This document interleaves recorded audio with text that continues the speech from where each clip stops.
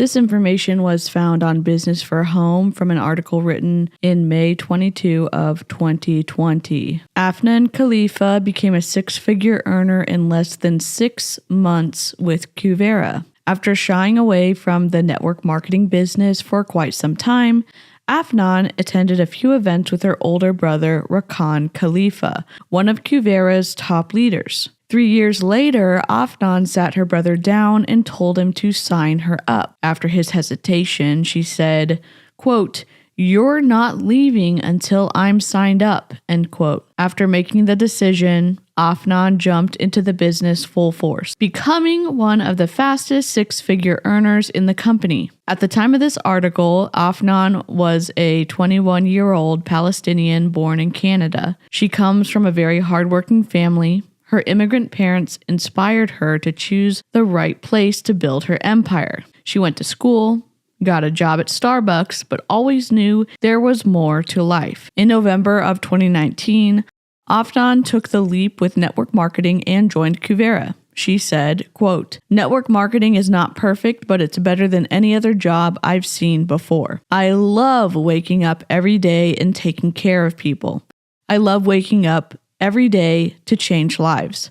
I love waking up every day and being in control of my finances. It's a feeling that I have never felt before in any of my previous jobs. It is crazy to think how far I have come in my life mentally, emotionally, and financially through network marketing. This industry pushes you to get uncomfortable every single day and challenge yourself. You hear so many different opinions about this industry, but only the people who are truly in it and doing it right are the ones who know what it is really about." End quote. AFNAN decided to join Kuvera because she knew Kuvera is a subsidiary of a publicly traded company, InvestView. Knowing Kuvera was tied to a public company made her feel like she was joining a secure company that wanted to grow long term. She also knew from her brother, 𝐔𝐒𝐄, that Kuvera listens to both their customers and distributors' needs. AFNAN advises, quote, "Make sure you are choosing the right company to grow with, a company that is always striving to be better and grow bigger. A company that can truly impact yours and others' lives. Kuvera is the main reason for my success. The support and tools we get are unmatched. I love that we teach investing and financial literacy. I'm grateful for this company and the whole team," end quote. With AFNAN's strengths in showing the opportunity in the right way so others see her same vision and attracting daily new leads, she quickly hit the rank of Platinum Ambassador. She gives credit to her success, to her team for all their support, and to Kuvera for all the bonuses they offer to their distributors. AFNAN's biggest advice to those in the field is to, quote, "Stay the course and be consistent. You will go through many obstacles throughout your journey, but all you have to do is be solution-focused and consistent to your craft. We are in the people business, and the team is your family. Be a servant leader to the whole company, not only to your team. This is everyone's business, and you can earn more in this than any job I've ever seen before. Put in the work. Success loves speed." End quote. AFNAN is an inspiring example as she truly lives by her advice and challenges herself to get uncomfortable every single day. Making six figures in 6 months is remarkable, and we have no doubt she'll continue to find success as she helps people worldwide gain more financial stability through the Kuvera opportunity. Plot twist. On January 11th, 2021, Kuvera filed a name change from Kuvera LLC to iGenius LLC. And on February 2nd, 2021, we filed a name change for Kuvera Limited to iGenius Global Ltd. AFNAN is still with the company, now calling themselves iGenius, and we're gonna learn a little bit more about her backstory in the live stream today. Let's go ahead and run the disclaimer, and I'll see you in a few.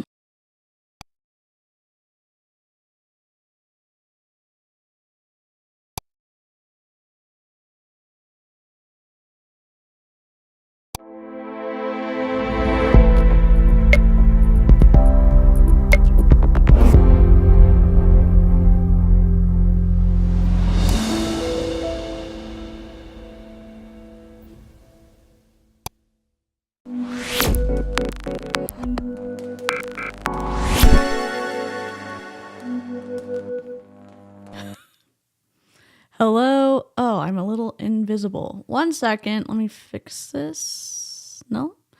My light is being an asshole. No way. Okay. No. All right. We'll just go with it. Yes, I was reading that from Business for Home, and it is, if you didn't catch some of the wild quotes that she was saying, Business for Home is pro MLM, and it's like the Wild West over there. So she and this is perfect timing. Rob from Liberty Medical Communications said they changed their name because they became the focus of an SEC investigation. If you haven't dug into Kuvera and iGenius and InvestView and all of the twisty stuff going on there, you're missing out. There is Behind MLM does a lot of articles on it. Heather, thank you for lurking. We love a lurk session. I know some of y'all have great posture, but I do not. So if we're slouching and lurking, and love that. If you're crafting as well, I know you're actually working. I'm making a sweater. I know, a wee sweet goth. Sweet goth. I think you need a name change because we love it. Thank you. Lynn, hello. How are you? Yes, the stream goat thanks you for your sacrifice of licking the stream. We appreciate it. Lick the stream. I do not do this very often, and we also have Shocked Pikachu for today. Thank you. They're my blue light blocking glasses. I do not need glasses, except this has helped with my eye strain because of that blocks the lights out. Hello, everyone. I'm just reading the comments. Oh, thumbs down. Love that. So early in the stream to be thumbsing down stuff. Come on, man. All right, here we go. We're going to go to the reaction side. Let me just warn you really quickly. This is a podcast, and the podcast is called Meet You at the Top. And if this is the illusion of good audio, I was so hopeful, and then when I press play, it's just gonna be awful. Can I just offer this to anybody doing a podcast? I know we talk about this all the time. These microphones that they are using, you need to be pretty close, but you actually need to be talking kind of towards the microphone, because what we're about to hear is devastatingly bad. There's lots of echo. They're in a hollow room. There's no carpet in sight. I'm not even sure if this is a green screen. I don't think it is because the room's hollow as hell. Oh. And you're safe for a few more minutes, 5 more minutes from me cursing, and I will try to be on my best behavior, but no promises because it's iGenius.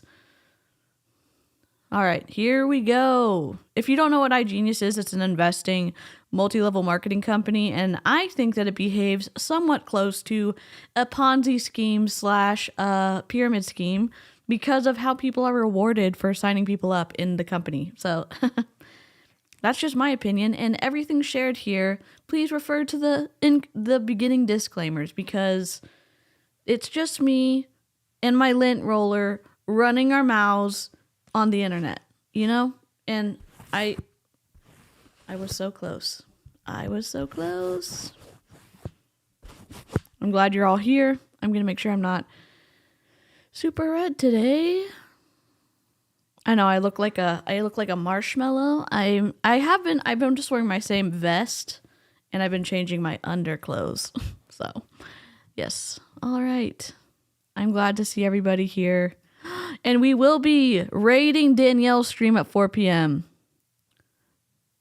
And I'm super excited to do that. I'm trying to take turns and schedule my streams so we can raid other people and help others find cool content creators. And I hope that this is fun for y'all too.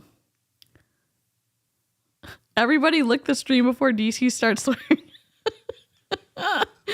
Oh my God. Rob also has a channel. If y'all click on his name, Liberty Medical Communications, definitely recommend following him.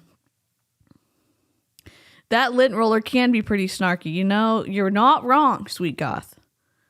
Sky, hello. How are you? We're going to do a game stream tonight for Late Night Live Crew. Loki also sends his regards. He's cuddle stuck to my side before it's bedtime. Hi, Loki. I hope you have a good night's sleep. It's fun. It's so fun to do. And you know when like you're really attached to one streamer or whatever, and then they say, oh my gosh, this person's so great, and you don't really trust their recommendation. Well, I want to raid people that I like. So we raid Heather a lot. We try to raid Savannah. We've raided Aaron and Julie Joe before. And we're raiding Danielle. And we raided Echo and Clown Town. So sometimes it's fun just like hang out and see if y'all like other streamers. And I hope y'all do. Heather is incredible. If you don't follow her, follow Heather. Okay, here we go. Buckle up. Let me see if this sounds okay. Welcome to another episode of Meet You at the Top podcast. Oh my God. Guys, if you love what we do, if you love watching the guests on our show, please do like, subscribe, share. It really does mean the world to us. Again, you know what time it is. Meet You at the Top podcast with your hosts, Meg Dwolski and Elfie Balambo. Today, we have the Kim K of network marketing. Y'all found out on the internet. Let me introduce you, okay? We have a business coach. She's a speaker, and she has helped over 40,000. I'm not trying to scare anybody off of making a podcast. I'm just thinking, hey, we're making a podcast, and most people, what do we do with podcasts? We listen to them, so that should be the number one. Make it sound as good as possible. And it's just Echo City. It's like we're in the Grand Canyon right now. God. Janet. Oh my God, thank you for the reminder. You know how many times I've been hanging out on someone's stream, been in top chat and missed like bajillions of messages? You're not living your best life if you're on top chat. Switch to live chat. Thank you, Janet. Rip to our ears. Anastasia, howdy. Christy, hello, welcome. Oh my God. Listening while you work. Sarah, I hope you have a great day at work.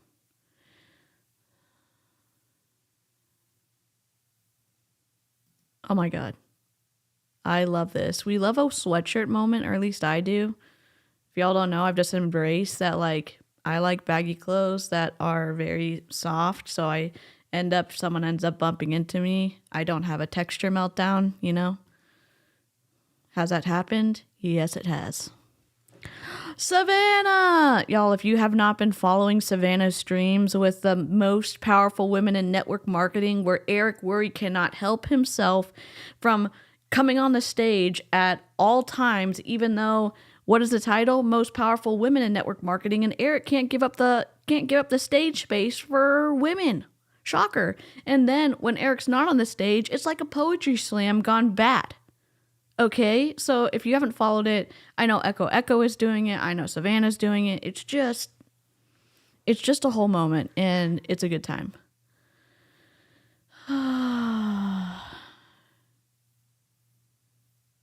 Down with the top chat. Oh my God, we need merch. Oh my God, I love it. Bree, I've been running my mouth. You haven't missed anything other than awful audio quality. I'm in Washington, so only a bra with leggings. Harper, yes. Not just any women, his own wife. Yep. Don't you think, hello Danielle, don't you think that if you were Eric Worre and your wife spent $20 million on a studio, that you would just let her run the event? I know we're not talking about that right now. Hi, Lift Panic. Okay. We did like a 4-minute intro on AFNAN Khalifa. And if you don't care about AFNAN, here's why you're going to care. If you have been following my streams on Jessie Lee, here's the tie-in. Jessie Lee was romantically involved with Rakan Khalifa, AFNAN's brother. And for an extended period of time, Jessie Lee was going up to Canada and going to his restaurant opening and training his team and doing all this stuff. And he had given her a gold necklace. It was a whole thing. And then she was doing stuff with AFNAN for their like tour around the United States. And then when there was the falling out between Jessie Lee and Rakan, they haven't really been tagging or doing anything together. And so if you don't really like know about AFNAN or iGenius or anything, but you've kind of interested in Jessie Lee, that's the connection. I'm living the moo life. Shadow, love that.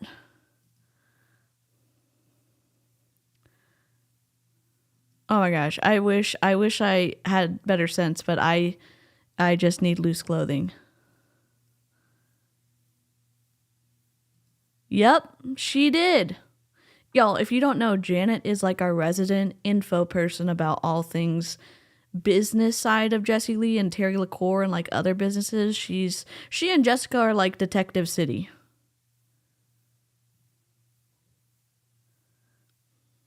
Okay, let's go. We're gonna press play. People create an online income. We're gonna speed it up. And we want to know all about it. So today we have AFNAN Khalifa. Hi guys, what an honor to be on this podcast with you lovely ladies. Oh my gosh, I'm so excited to have you here. Yes, yes. And we know Afnan is such a busy woman. She's, traveling across the world. Anything for y'all. We super appreciate it. Elfie, start us off. Yeah, of course, absolutely. So we know that you moved to Toronto in 2018? 2016. 2016, sorry. Yeah. You moved to Toronto from 2016. What kind of like motivated your move to Canada?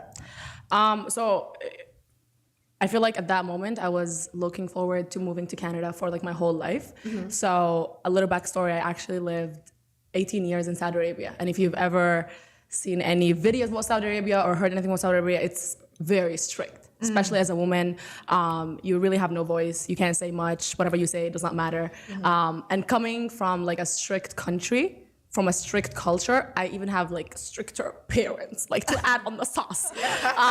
And it was, I always knew I'm gonna study university here in Canada because that was like the plan since we're Canadians. Mm-hmm. And I always just looked forward because I was just so trapped. And I was like a bird in like a little cage. And I'm like, I just want to work. I didn't want to do like the crazy stuff. Oh, like I want to party. No, I just wanted to work, to, have businesses, to have my own money, to travel, to live the life that you see like in movies, because I was a big movie girl. Yeah. And then 18, I was like, finally, I'm running away from y'all. So that's when I came to Canada. I went to Ryerson. I studied business, dropped out last year because what the hell were they teaching me? I have no idea. But that's another topic for another day. Especially for business, I didn't really learn anything. I feel like for business, you got to be in the field. I didn't learn anything. And can I just say this? I'm going to be a little bit of an asshole. I can't help it. They didn't fully size her video up to the edges, and I know. Going from never video editing to video editing, I know that there's a huge learning curve. It's just ironically interesting that it's called Meet You at the Top podcast, focusing on super earners and wealthy people and business mavens or whatever. And this is the level of content that we're getting.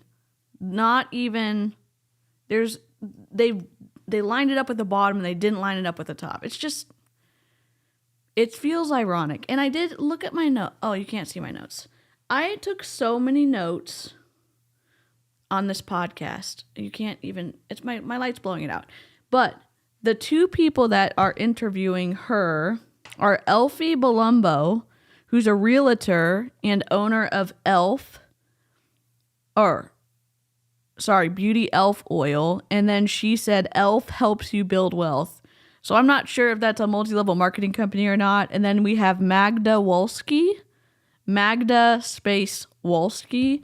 She is a real estate and into recruitment as well, based out of Toronto, the Greater Toronto area, and London, owner of Elite Jobs in Canada, and she's obviously podcast co-host with her buddy Elfie.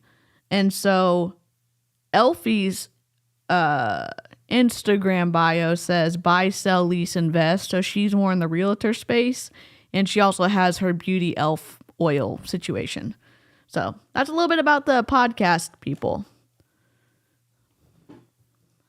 to actually learn. Yes. But yeah, that's how I actually moved to Canada. And the first, I would say 4 months, it was good. I was going to school, studying, and then I got a call from my dad, and he's like, so my business is not doing well, and you are gonna have to get a job. I'm like, I've never had a job in my life. Yeah. And I've tried, applying to jobs, but if you've never worked a job at 18, your resume is empty. Yeah. So no one would hire me. They're like, so I'm like, I have to lie. Like, y'all are forcing me to lie on my resume. You can't, question my ethics now. And I was applying to like every single place in like downtown Toronto, because that's where I went. Tish does, and who else? There's someone else who does it. Turd Girl. Turd Girl does a lot. Let me pull up Turd Girl. And I'll just let the mods link, because I don't want to detract from like being able to stay on time, because we're gonna raid Danielle's stream. Turd Girl has a ton. She has a ton on iGenius as well, so I'm gonna put that in here. This is Turd Girl's Girl One channel. So there we go. Hey, Run the World. Hi, B. I love that y'all are sarcastically taking notes. It is so hilarious how many people in these multi-level marketing companies are like, take notes, even though this video is pre-recorded and you can go back and listen to it again. It's like, come on. Come on. All right. Here we go. Play. For. And my first job was Starbucks, and that's where like it all started, where I just felt like for the first time of my life I had the power to change my circumstances. Because for the longest time I was living, well, what is my parents making? I can only take permission from my dad to do X amount of stuff. To go out, I had to like ask him if I can go out, if I can borrow money. And obviously he wasn't like a bad person. He was an amazing father, gave us amazing things, but still I was like Restricted. very restricted. So you coming from Saudi to Toronto, that must have been really expensive, right? Like the whole process, at what? We've only made it 3 minutes into the video we're supposed to be reacting to, because I love to run my mouth, and I had to catch up with the live chat, and so you haven't missed much. There's a 4-minute and 40-second intro on AFNAN Khalifa. AFNAN is the sister of Rakan Khalifa, and Rakan used to date the Jessie Lee Ward. And so if you don't care about iGenius, if you don't care about AFNAN, if you have no idea like what iGenius is, but you have been slightly invested in the Jessie Lee love arc, that's the tie-in for you. And we've linked a couple of accounts who actually go into the nitty-gritty of iGenius. 𝐔𝐄 and Turd Girl are both incredible accounts that do that. And I'm sure there's more on the internet. Point, like the transition from coming from Saudi to Toronto, how is that? Because a lot of people, they don't know what it's like to even immigrate to a different country, right? Yeah, well, so when we came here, my brother was already here because he's 3 years older than me, and he was already studying here.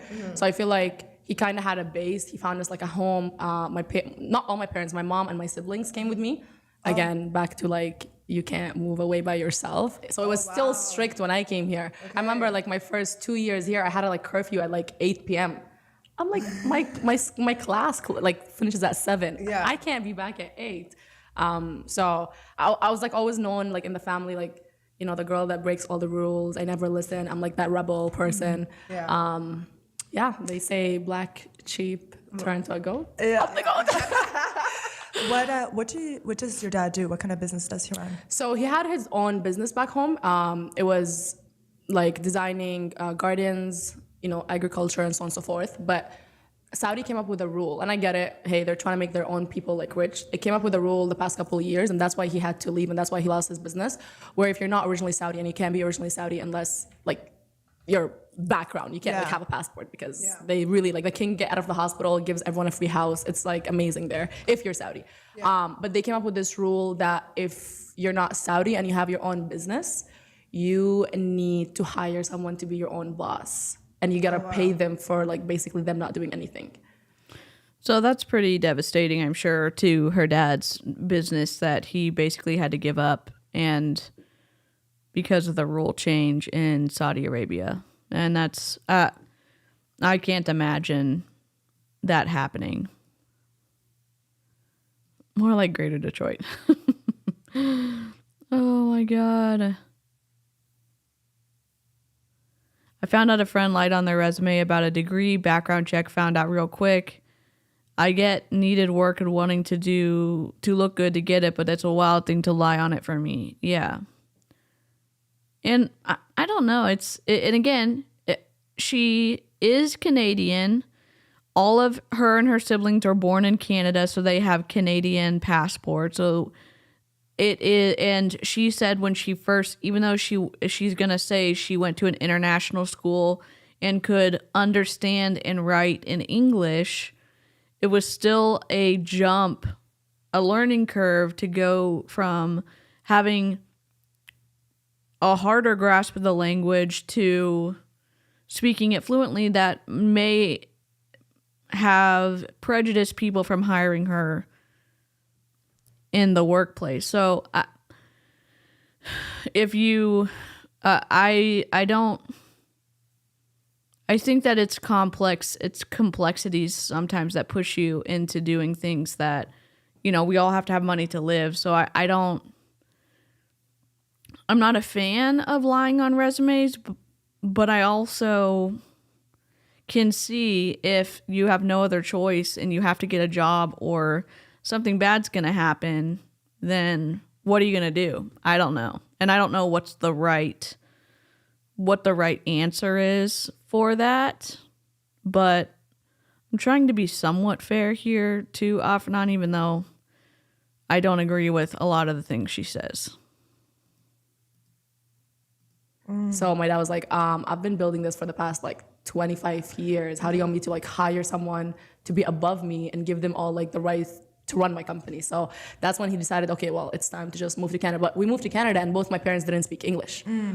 My English was broken. So I was in an international school my whole life. So I studied English, I knew English, but speaking it was not fluent, right? Yeah. So I was like, and that's another reason why it was very hard to get a job, because I remember I went to Banana Republic and I was trying to, they got me an interview, right? And it was a group interview. Y'all, that was scary. 10 people with fully good English trying to compete the best answers, the biggest words. I'm like, y'all are just gonna be folding clothes. Y'all know that, right? I don't know what we're competing here for. Y'all can have a job. But yeah, it was very difficult to get a job when I got here. So your whole family's basically in Canada now? Mom, dad, siblings. Okay. Why Canada instead of US? I know you love America. Well, I was born here, so we had the Canadian passport. So that's why I always knew I'm gonna come to Canada. So my dad did the best thing ever, because I'm originally Palestinian. That passport will not get you anywhere. Period. Right. They don't even think it's a real country now. We're not. Okay, I know that that this is a very sensitive topic. I cannot be mindful of other people in the chat bringing up this conversation. If we can just stick to the video and not necessarily have political discussions today, that'd be awesome. But I'm just saying, if it goes there, I cannot moderate the conversation.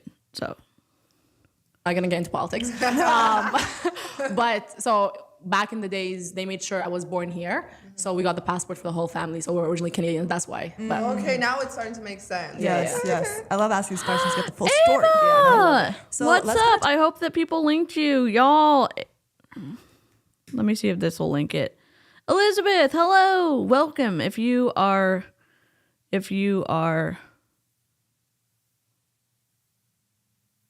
I'd be afraid of getting caught lying to my CV too. Yep.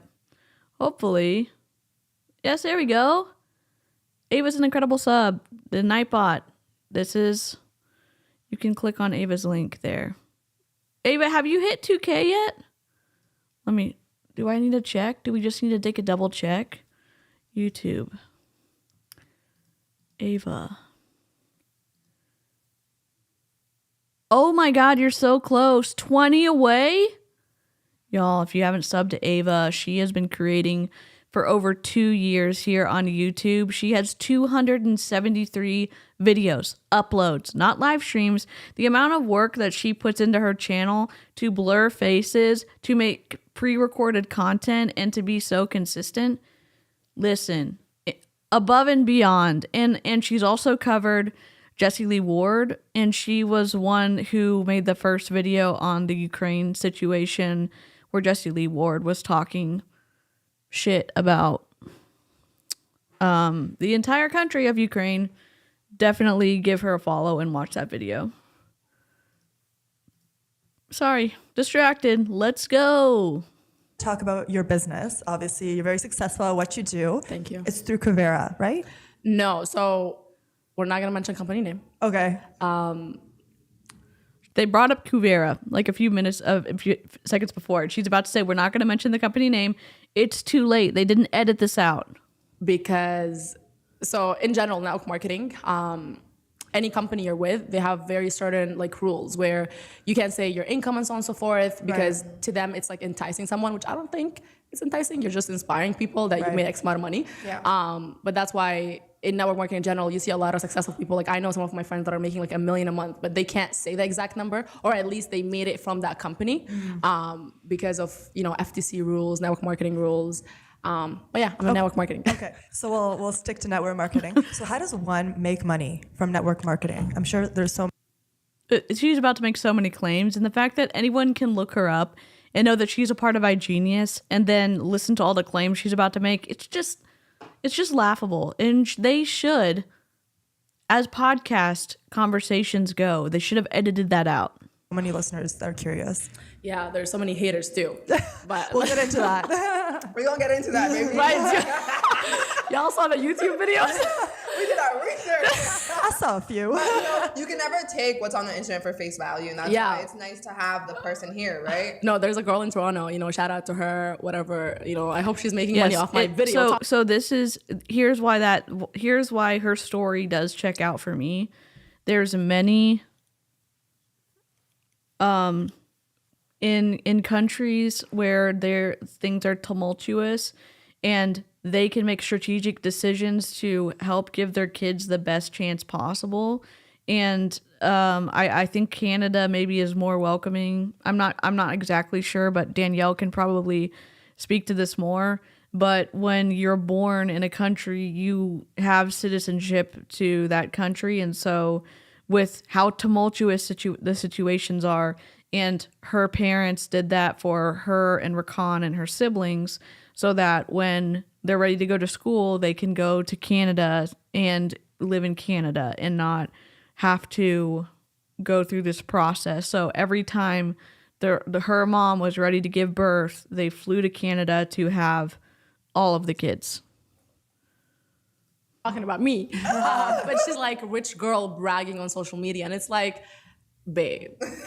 Let me rewind it. Sorry. It's on the internet for face value, and that's why it's nice to have the person here, right? No, there's a girl in Toronto, you know, shout out to her, whatever, you know, I hope she's making money off my video talking about me. But she's like rich girl bragging on social media. And it's like, babe, if you're making millions of dollars at my age, you will brag too. Like, let's be real, right? Which creator is out of Toronto making videos about AFNAN Khalifa?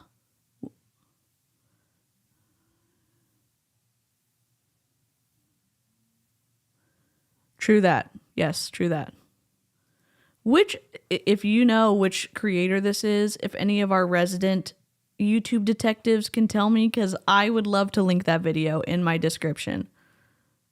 All young, and obviously I don't even like share it as bragging. I'm trying to really just inspire more people. And if it comes off as bragging, I guess it comes off as an FTC violation, man, because you can't make claims without offering the income disclosure. Read the rules.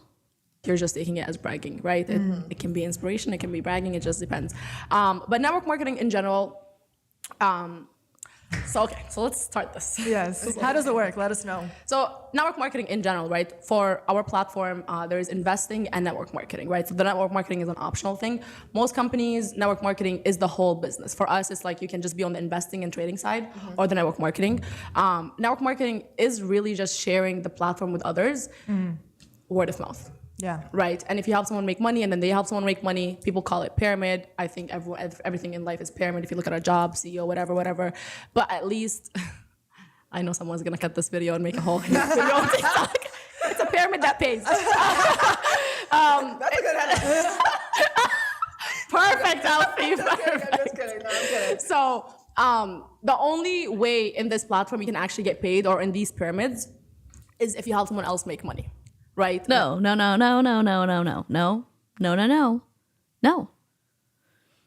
If you sign someone up underneath you, you get paid a commission automatically in iGenius.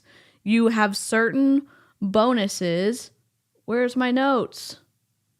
Rapid fire bonus has nothing to do with commission. And if you sign up people in iGenius specifically, one of the bonuses is called rapid fire. And I think it's pyramid-like because the rapid fire bonus is a residual bonus that pays $25 every time your personally enrolled members renew their monthly subscription. So it's not like you're making money. If they're making money, you're making money when they pay their subscription, which is Twist City. I think that's super pyramid scheming like. And here's a definition of a pyramid scheme. A pyramid scheme is an investment fraud in which new participants' fees are typically used to pay money to existing participants for recruiting new members. Hello, iGenius, and yes, this is all my opinion, not legal advice, and I'm not stating this as fact. I'm just reading this definition, and it sure does sound like this situation. Pyramid scheme organizers may pitch the scheme as a business opportunity, such as a multi-level marketing program. Fraudsters frequently use social media, internet advertising, company websites, group presentations, conference calls, and YouTube videos to promote a pyramid scheme. All pyramid schemes eventually collapse, and most investors lose their money. Hallmarks of pyramid schemes include no genuine product or service sold. So yes, of course, iGenius does have a service, but being paid when someone pays their subscription fee, that wouldn't be making money off of something like an actual product or service. It just is you getting paid when someone accesses a service. So I think that's debatable. Promise of high returns in a short period of time. AFNAN has said in all places on the internet, Business for Home and others, that she became a six-figure earner in 6 months. That surely sounds like a high return in a short period of time. Easy money or passive income. When you're making, again, the rapid fire bonus, when that pays $25 every time your personally enrolled members renew their monthly subscription, that seems like easy money or passive income. And we've heard that on Zoom calls. We've heard it on opportunity calls. I don't know. It just seems to be ticking all of these boxes. No demonstrated revenue from retail sales. Well, again, if they're saying I'm making all these bonuses on just my downline without them doing anything or earning any investment money, what else am I supposed to believe at this point? Complex commission structure, we already know that's a thing, and emphasis on recruiting. iGenius all the time, emphasis on recruiting. We've snuck into so many WFAB teams, and she's not part of WFAB. She's part of Rakon's, whatever team they're doing. And every time it's sign up for a business. Oh, you have $5,000? You should sign up. You should pay the $2,500 and then, or whatever, the $2,000 and the $1,500 that's required to be in your investing account. It's just twisty. Very twisty. Yes. Yep. Yeah. Versus other platforms, it's like you don't want someone else to make more than you, because if they make more than you, then they're scared you can replace them, right? Then you... Literally no. Okay, let me ask you this. I know not everyone's familiar with commission structures in multi-level marketing companies. Did you know that you cannot be replaced in the commission structure unless you resign or you stop paying, so that your leg, you and below, become deactivated, and so then it's compressed upwards. So there's no way, if you're paying your 100 or whatever monthly pay to play fee that you are required to pay monthly, there's no way that even the person below you making more than you is going to surpass you in the commission structure. Your place is set in almost every single multi-level marketing company. I don't know where they're getting this idea that, oh my gosh, I can out earn my upline. Yes, you can, but they're still going to be making a commission off of you every time. You become the CEO or whatever. In our platform, if you help someone else make money, you make money. In network marketing in general, most companies, they don't do ads, billboards. You're never going to see them on a Facebook ad, whatever. They just rely Game on like, changers. hey, try the products, try the services. If you like it and you share it, we're going to pay you. Almost like affiliate marketing, but you also get paid from if someone else recruits someone. That's the word that everyone is so scared of. But I always tell people, like, I'm so glad that I got recruited to, an investing and trading platform, because if I didn't, I would probably still be like serving, right? Because that's what I've done before. And it really just, I feel like network marketing introduces you to, I feel like network marketing should be a prerequisite to a lot of the businesses, because first of all, the Network marketing should be a prerequisite to all of the businesses. What are we talking about? You're saying you didn't learn anything about business in your school that you went to, which was like, what is it called? It started with an R. And it's Ryerson University? You're saying you didn't learn anything at Ryerson? Nothing? You didn't learn one thing in the business program? Really? I'm sure they would be surprised to hear that. People at Ryerson would be surprised. price of getting in is very low. Hence why you see a lot of hate toward network marketing, because anyone can enter. You can start with $100, right? And you're like, oh, I'm joining this company, boom, I'm not making money. While in entrepreneurship, you guys know, right? Realtors, it takes time. But if someone is investing $100 and they don't see return in the next, or first of all, they don't see return because they're not putting in the work, because they're not used to entrepreneurship, they're used to a boss telling them what to do, X, Y, Z. No, it's called a broken compensation model. It's called a broken compensation model. Hello, Leslie. If you're watching live or live-ish, or you're on the replay crew, I love it. Oh my gosh, Eloise, hello, our resident pharmacist. Howdy. They do call it Rye High. Oh, is it a bad school? Danielle, spill the tea. They're like, oh, this is a scam. And it's like, it's not really a scam. It just really takes work. It's entrepreneurship.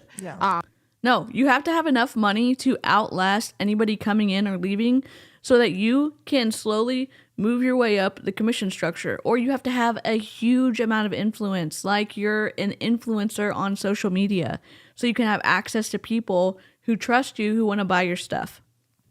Example, Casey Lee Wiegand, Young Living, Royal Crown Diamond, huge following. Example, Brooke Kristen, Young Living, huge following. Example, Emily Favre, Beachbody/Body, millions of followers on TikTok and hundreds of thousands of followers on Instagram. And she warms up her market there to sign up with her in Body. Oh my God. Howdy, Shelby. Oh my gosh, Ryerson was pretty high for quite a while. Oh my God. Oh my Lanta. I love y'all taking notes in the chat. I just think that's the funniest thing. Oh my God. But it really gives you access to a lot of people and tools that people pay hundreds and thousands of dollars to have access to. Like, I have a lot of my friends, a lot of my mentors that are making millions of dollars, and I can talk to them and ask for advice because I'm in the same platform, right? That proximity is very hard. Remember, like we went to like network, us three, and to prove yourself to these millionaires or these people that are making money, it's a little bit challenging. It's like, okay, you got to talk about your resume. But when you are in network marketing in general, you have access to all those people that are making money, and they will give you advice to help you because they want you to win, because obviously it'll make them win in return. No. If you're in someone's downline, they want you to order volume from the company, or they want you to participate in the service so that they get paid whenever you make a purchase with the company. They just have to be a good enough salesperson to convince you to stay and to convince you to keep paying money to the company that you're both contracted with, because your upline makes money. Oh my God. Sorry, I heard something. Maybe I'm just going... I thought my computer was being weird. Like in Young Living or in Mary Kay, when I was in Mary Kay, my upline would always say, stars earn cars. And she forgot to tell us the fact that she made a bonus on every single star earner for every quarter. So yeah, she would pay to be a star herself, or whatever level of star, and she would get a commission bonus on everyone in her downline who was a star as well, who made a specific amount of money in purchases from the company, and whether they sold those, she didn't care, in my opinion. Young Living, the same situation. You're in someone's downline, and every time you place a volume purchase from the company, your upline gets paid on that, up to 6 levels up.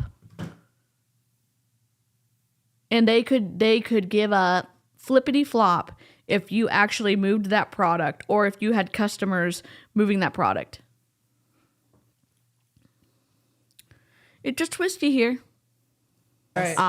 And then you learn personal development, mindset, public speaking, and then depends on like the product or the service of the platform. Again, we do investing and trading, so you learn how to invest and trade, which is, you know, Hi, we talked Karina. about it in the event that we attended. It's like if you're not investing within the next 10 years, inflation is gonna beat you and you will be broke. Like, it's not a luxury anymore. It's like, oh, I'm investing. Like, you have to be investing. Yeah. Whether it's in, you know, stocks, crypto, real estate, you gotta be investing. Yeah.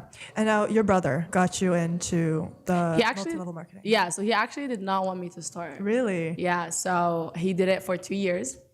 And I was like, oh, I want to try this thing. I just see you like talking on the phone all the time, looking at those charts. Like, how can I do it? And he's like, yeah, stick to your fashion serving thing. And I'm like, no, like, I really want to do it. Like, you know.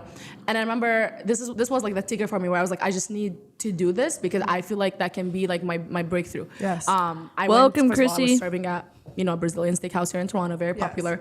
And So she worked at Starbucks, then she went to serve at a Brazilian steakhouse. Again, people in the service industry put up with so much crap from customers. They work so hard, and it's a tough job to be in. If being in the customer service or service industry, so difficult, so much kudos. Not only the physical labor having to do the job itself, but put up with sometimes cranky, grumpy, enraged customers.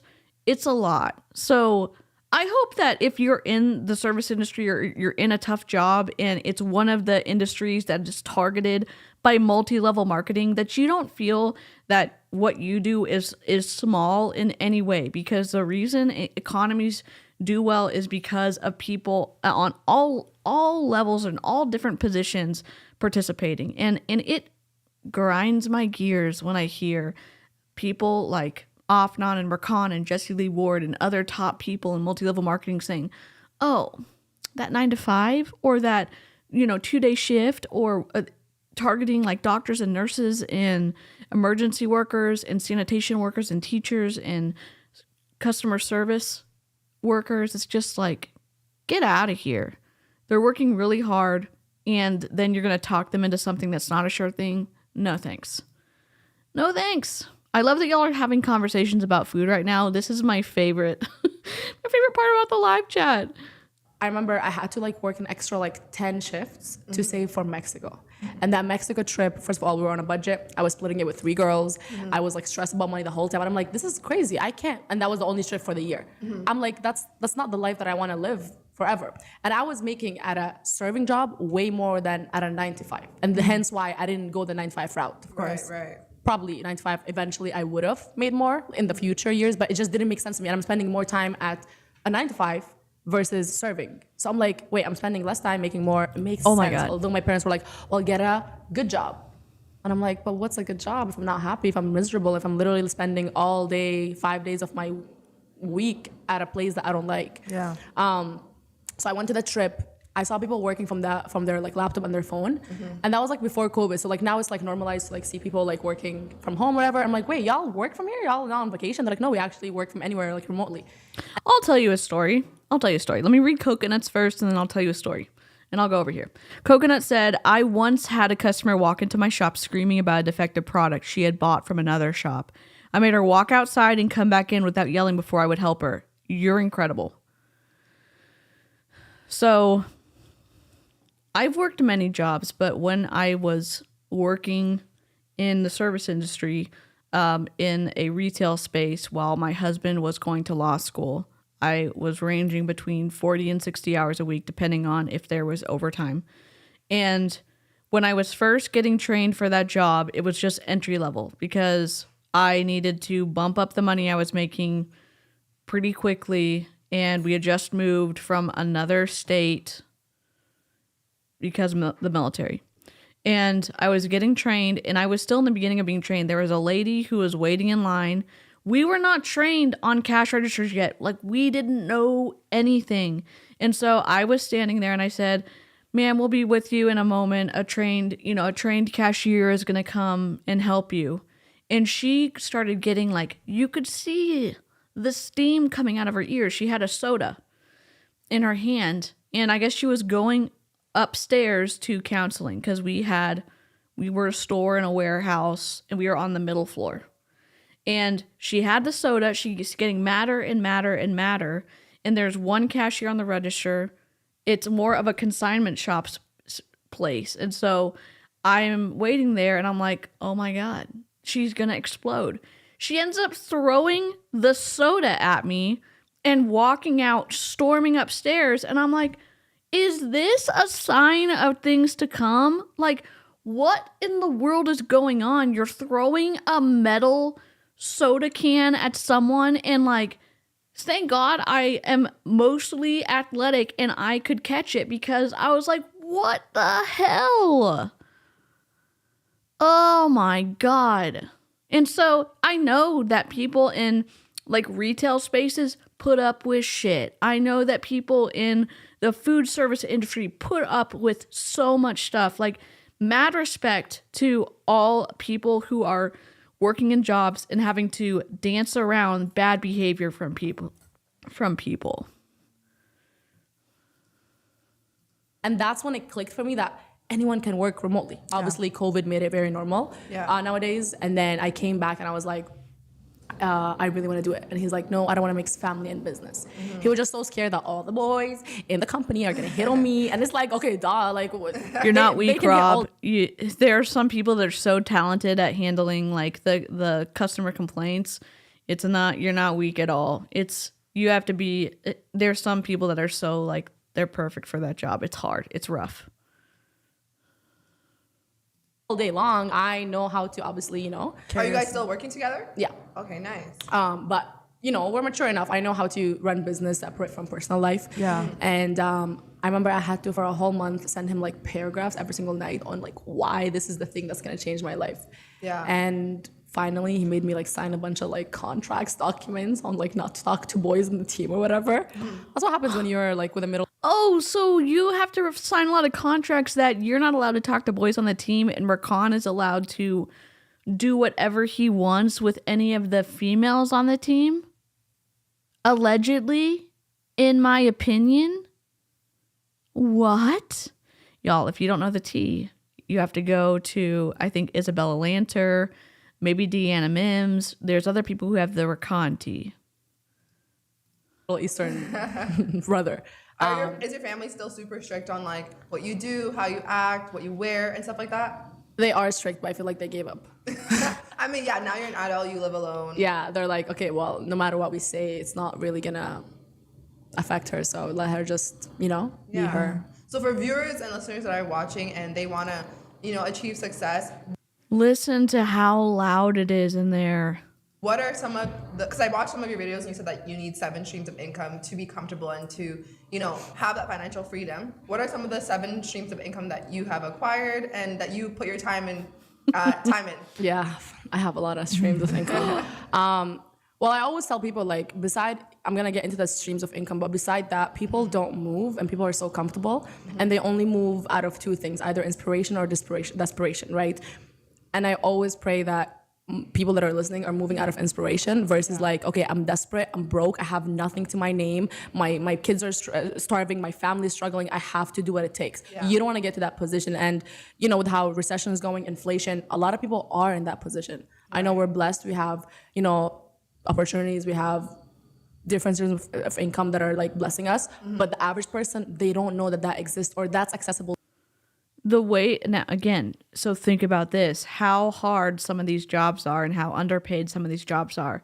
And then they listen to someone like AFNAN talk about how incredible this opportunity is, how much good she believes this opportunity did for her, how much access this opportunity gave her to live the life she wanted. And we're not going to say that sure sounds appealing to people getting pitched. Of course it does.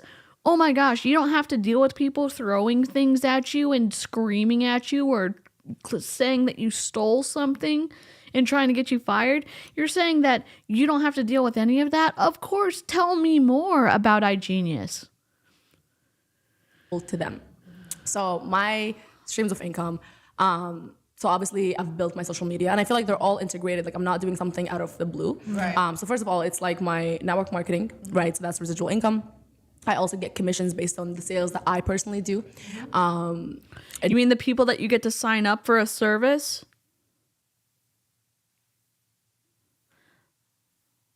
And there's many bonuses associated with iGenius that don't have anything to do with selling something.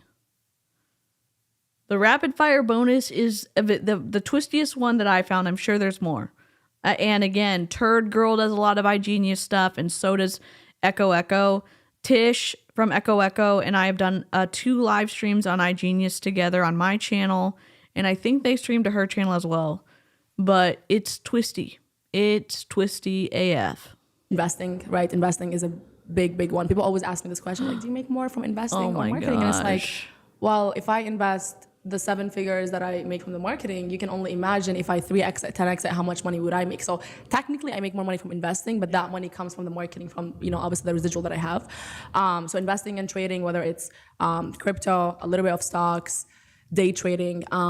I do speaking. I get paid for speaking all around the world. I'm like with a couple of agencies.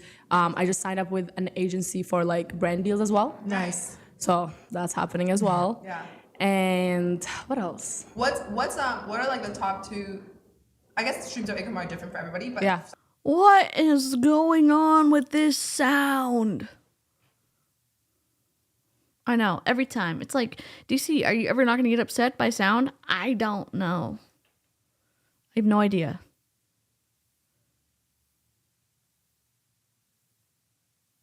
As I'm thinking, re-listening to my audio, does my audio sound like trash? I don't know. I hope it doesn't. I'm in my mom and my dad I'm living with my parents right now. My mom and my dad let me set up my streaming stuff on a plastic picnic table in my dad's office, and they kind of let me take over it, but it's relatively big. There's no soundproofing. There's no curtains in here. There's a bookshelf that my dad built, that 𝐃𝐈𝐒𝐃 built on one side. And I'm pretty close to the mic because I have and again, this microphone, you want to be within a fist of distance. So I don't even know what type of mics those are. Those could be condenser mics or dynamic mics. I have no idea, Danielle. I just don't. I know that sounds don't irritate people. I like me having to like go out into the general public and have to wear noise canceling headphones pretty much all the time. I know that I'm quirky. I get it. I just like, why wouldn't you listen to this back, or why wouldn't you hire an audio engineer to fix the sound? somebody who's looking to add another stream of income to their portfolio or to their life, what would you recommend? Well, definitely investing in trading. Definitely. Definitely the company that I'm a part of that I'm not going to tell you the name of, but definitely you should join me. Okay. You want to learn how to like day trade, very beneficial. It's going to take time, but also investing in like midterm to long-term investments, right? I take whatever you make from your have job. never been diagnosed with anything. I don't know. I'm such a people pleaser that like I got in trouble growing up because I would have meltdowns with like chewing stuff, or if it was quiet and then a loud sound happened that I would lose my temper. But yes, sounds are an issue. But I mostly just learned to work around them, so I have no idea. I just don't know. From your business and just reinvest it. That's how you're gonna beat this inflation recession that we're in. Yeah. So you made mention that it takes a while, a little bit of time before you see like a nice return in your investments. It depends. It depends. How long did it take you? My first month, I made $18,000. Wow. I'm not going to make any income claims because that is luring people in to join my opportunity. But the first month that I worked with iGenius / formerly Kuvera, I made $18,000. You don't say. I'm just confused. If you really do give a crap about people and you know, and we heard earlier in this podcast that she's aware of the constraints around telling people what you can make with an opportunity. And then she's like, you know what? We're just going to drop all the numbers. My first month, $18,000. Let's go. What? Why am I the only one that's remembering what they're saying? Like, you should remember. I'm going to speed this up a little bit because I'm at 1.15. I'm just going to go to 1.2. That's not typical. I always tell people like I'm crazy. If you're crazy like me, then by all means, right? My first month, so I actually made $18,000 from the marketing side, and then that's when I actually had money to invest because in the beginning I had like $500 to invest. So I did invest that, and I made some money, but it wasn't the money that's gonna get me to quit my job because it's $500. It's not gonna turn to six figures. Oh my gosh, I'm sorry. But then when I made that $18,000 from just getting all my friends and family, I'm like, listen, we're all broke. We all hate what we do. So my mom, when I was a kid, would get those bath gloves, and we would do 10 minutes a day where she would gently rub my forearms and like from my knees down to desensitize me because it was such an issue. And textures, sounds are awful. Let me type in Clowntown's link and Echo or Tish. Is it Tish? I don't remember if it's Tish or Echo.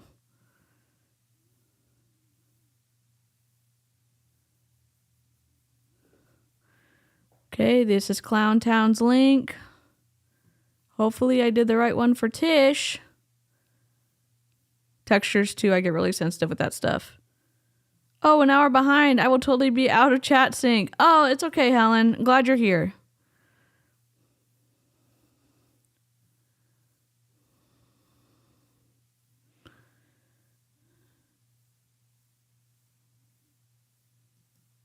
Yep.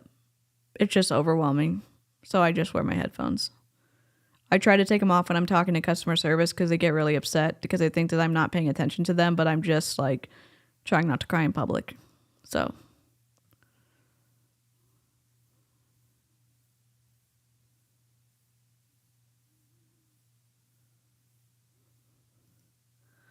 oh my gosh, yes, 100%. Can you be diagnosed with misophonia? Because I get angry at certain sounds. I'd rather just wear... Yeah, I've tried loops, and I feel like they don't block enough sound for me. So I bought them to try, and then it's like, I don't know. I just like it really quiet. Okay, sorry, we're going back. Let's try and learn how to invest and trade together. So they all joined, and I hit a bonus in the company that no one have hit before. That's why it was like a massive, massive check. And then I put like 5K into the crypto automation that we have, another 5K into like day trading, Forex, so I had more money to actually play with. Have you had any losses from the investing? Oh, 100%. Yeah. 100%. What was your biggest loss? That you $200,000. Do you know how you lost that money?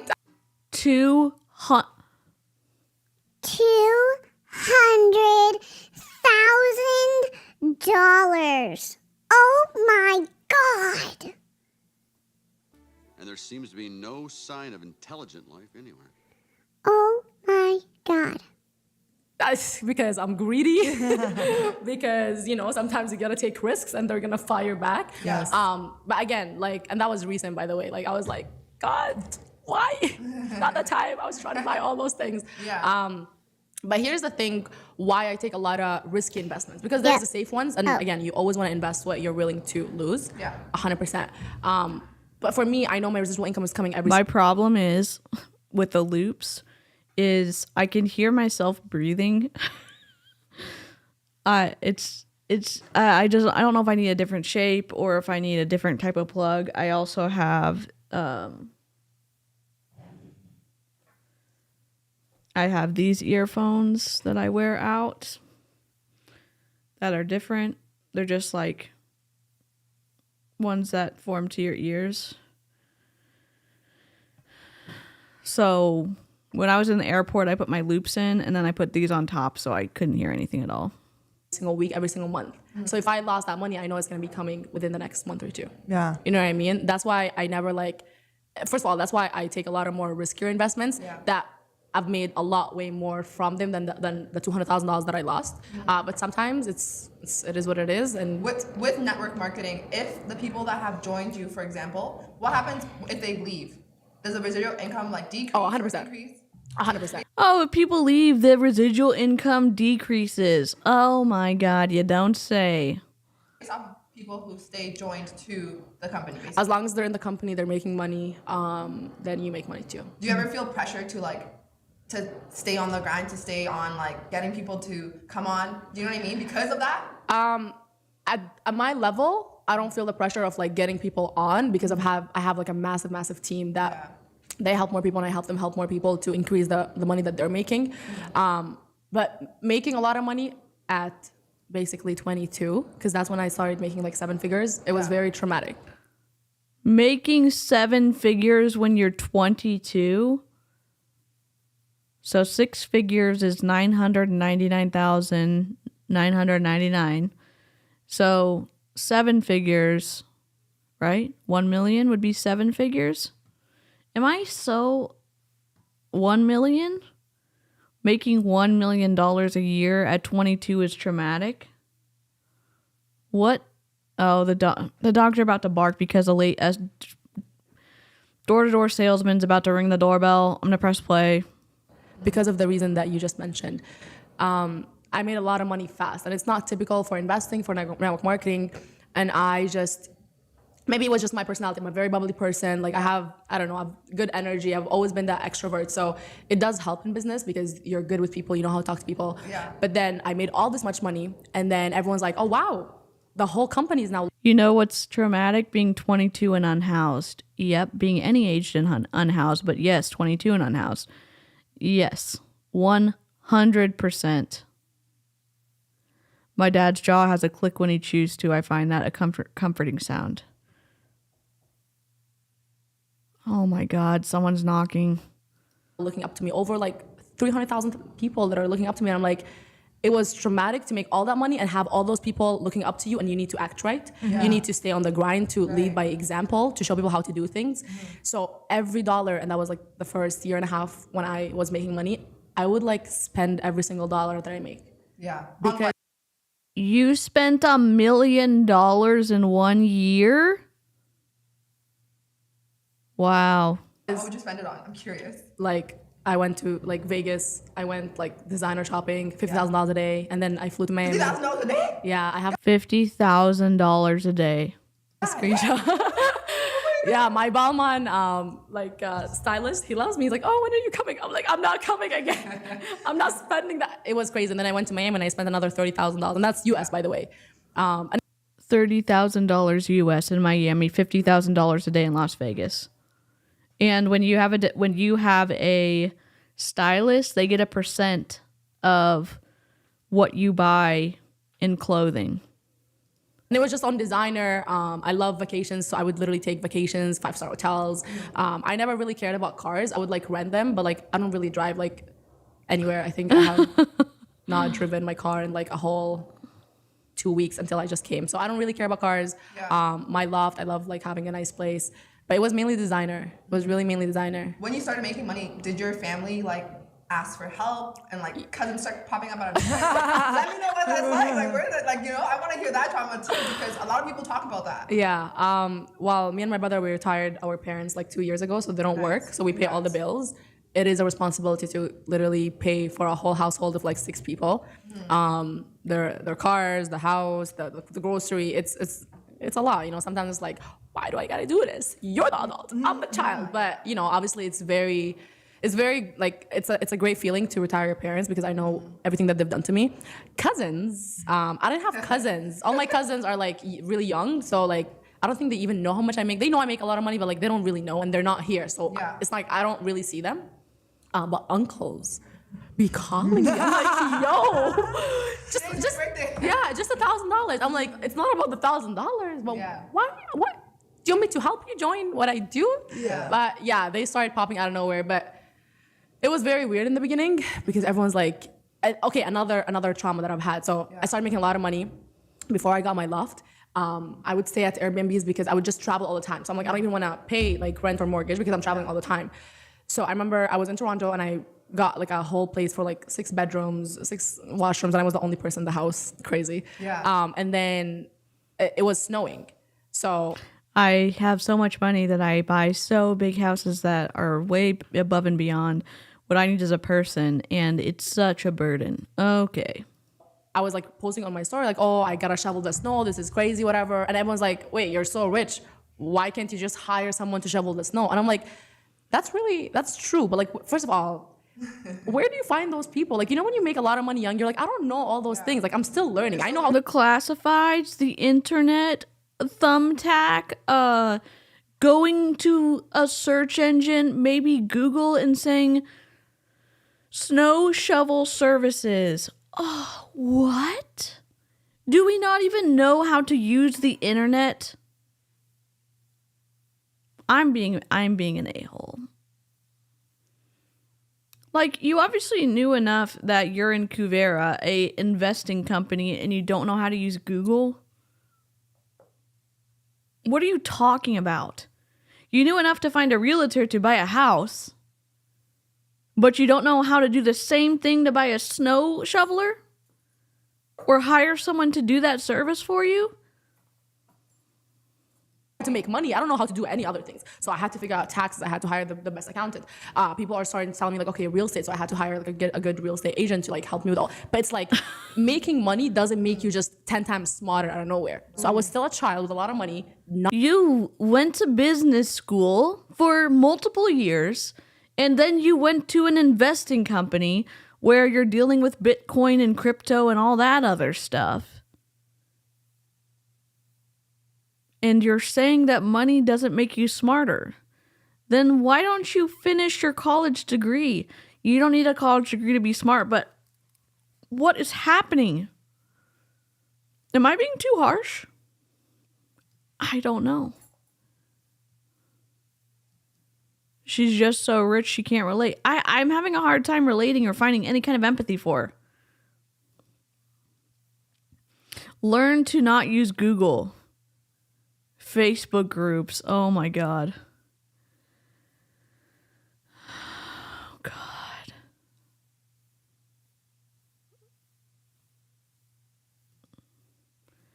Yeah, and I'm having a difficult time. And again, if you have a different perspective, if you have additional information that maybe can add some clarity to the situation, drop it in the comments. I'm willing to listen to other sides. I just don't. If you have enough money to find a stylist to spend $50,000 a day on designer clothes, you know what designer clothing is because I'm guessing you've used the internet. And you know how to spend $50,000 a day, $30,000 a day, book your travel, book your flights, and you don't know how to Google a snow remover service. This does not add up.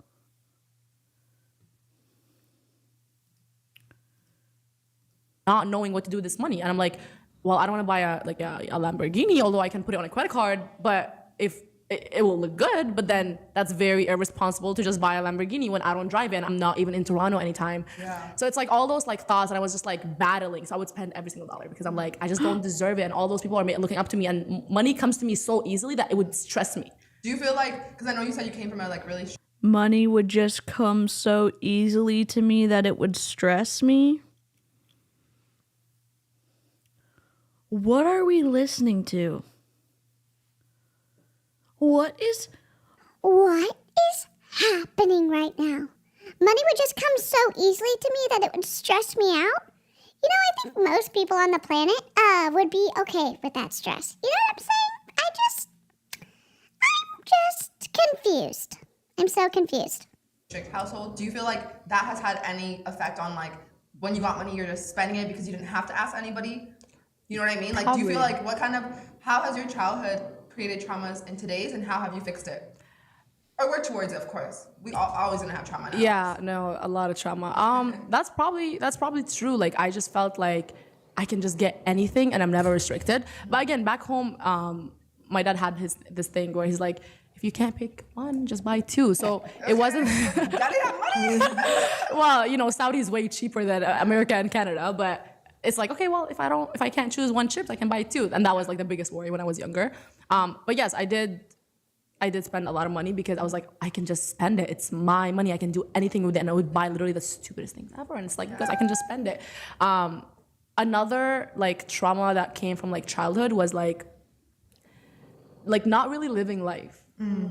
You know, like not enjoying the moment. And I feel like that was a reason why I got success fast, because I was like, I don't need to have fun. If we're not making money, I don't need to see these people, period. If we're not working to like better ourselves, I don't need to see y'all. Yeah. And that's good to an extent, but like, if you ask me, like, for example, like how many clubs have I been to, I can count them on both hands. Yeah. How many times have I just gone out? I've done it more recently the past year because I've been learning to just like, you know, it's okay to have fun. Yeah. It's okay to have like one day off, because I would. It's okay to have fun, but was spending $50,000 a day not fun? Was spending $30,000 a day not fun? Savannah? I think you and Afnan need to have a come to Jesus moment. Like stress. I'm like, I did not work today. I'm like, I have extreme anxiety. Why am I not working? I need to do X, Y, Z. And it would like get to me. So I had to just really train myself to like, it's just okay to take it easy sometimes. You don't need to be stuck up and like work mode all the time. Yeah. Did you experience any trauma with friendships? I was going to ask the same thing. What do you mean trauma with friendships? Why are we using trauma when that's associated with awful things? Wouldn't that, I mean, I don't know. Isn't there like a less intense word for like just fallings out with friendships that don't have to do with like physical harm or emotional harm to one another? I don't know. God. When you started to get money, because people start acting different when you got a little bit more money. Babe, it wasn't even when I started making money, it was before. So when I started this thing, I always knew a lot of people, but I always missing drama. Oh, okay. My circle is small. So one of my friends that it was like my best friend type of thing. Yeah. Our parents know each other, and she was here in Canada and so on and so forth. She was like, why are you doing this? This is what like broke people do. I'm like, good news, I'm broke. You're broke too. So I don't know why we're having this conversation. She's like, I see you more as a fashion stylist. I see you like in magazines. I'm like, good news, that does not pay. Maybe right now, not with my following, not with the passion is great, but I need to go for things right now that are going to be making me money, and then I can pursue my passion. Right? Passion is going to be here forever. Opportunities won't. So I'm like, okay, so that's when we really just drifted apart.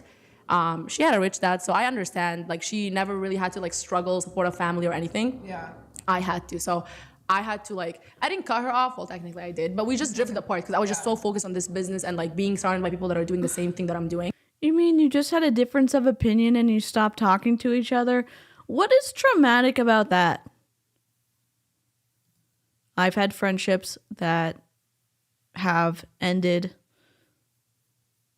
and I figure it's just us growing apart. And there was a friendship ended because of me, because of something that I said to the person. I was in her wedding and I had to step out of her wedding, and it broke the friendship. I don't say that as trauma.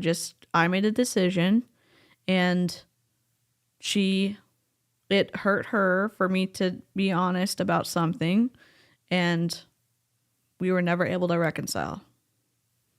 It's not trauma. It's just something sad that happened.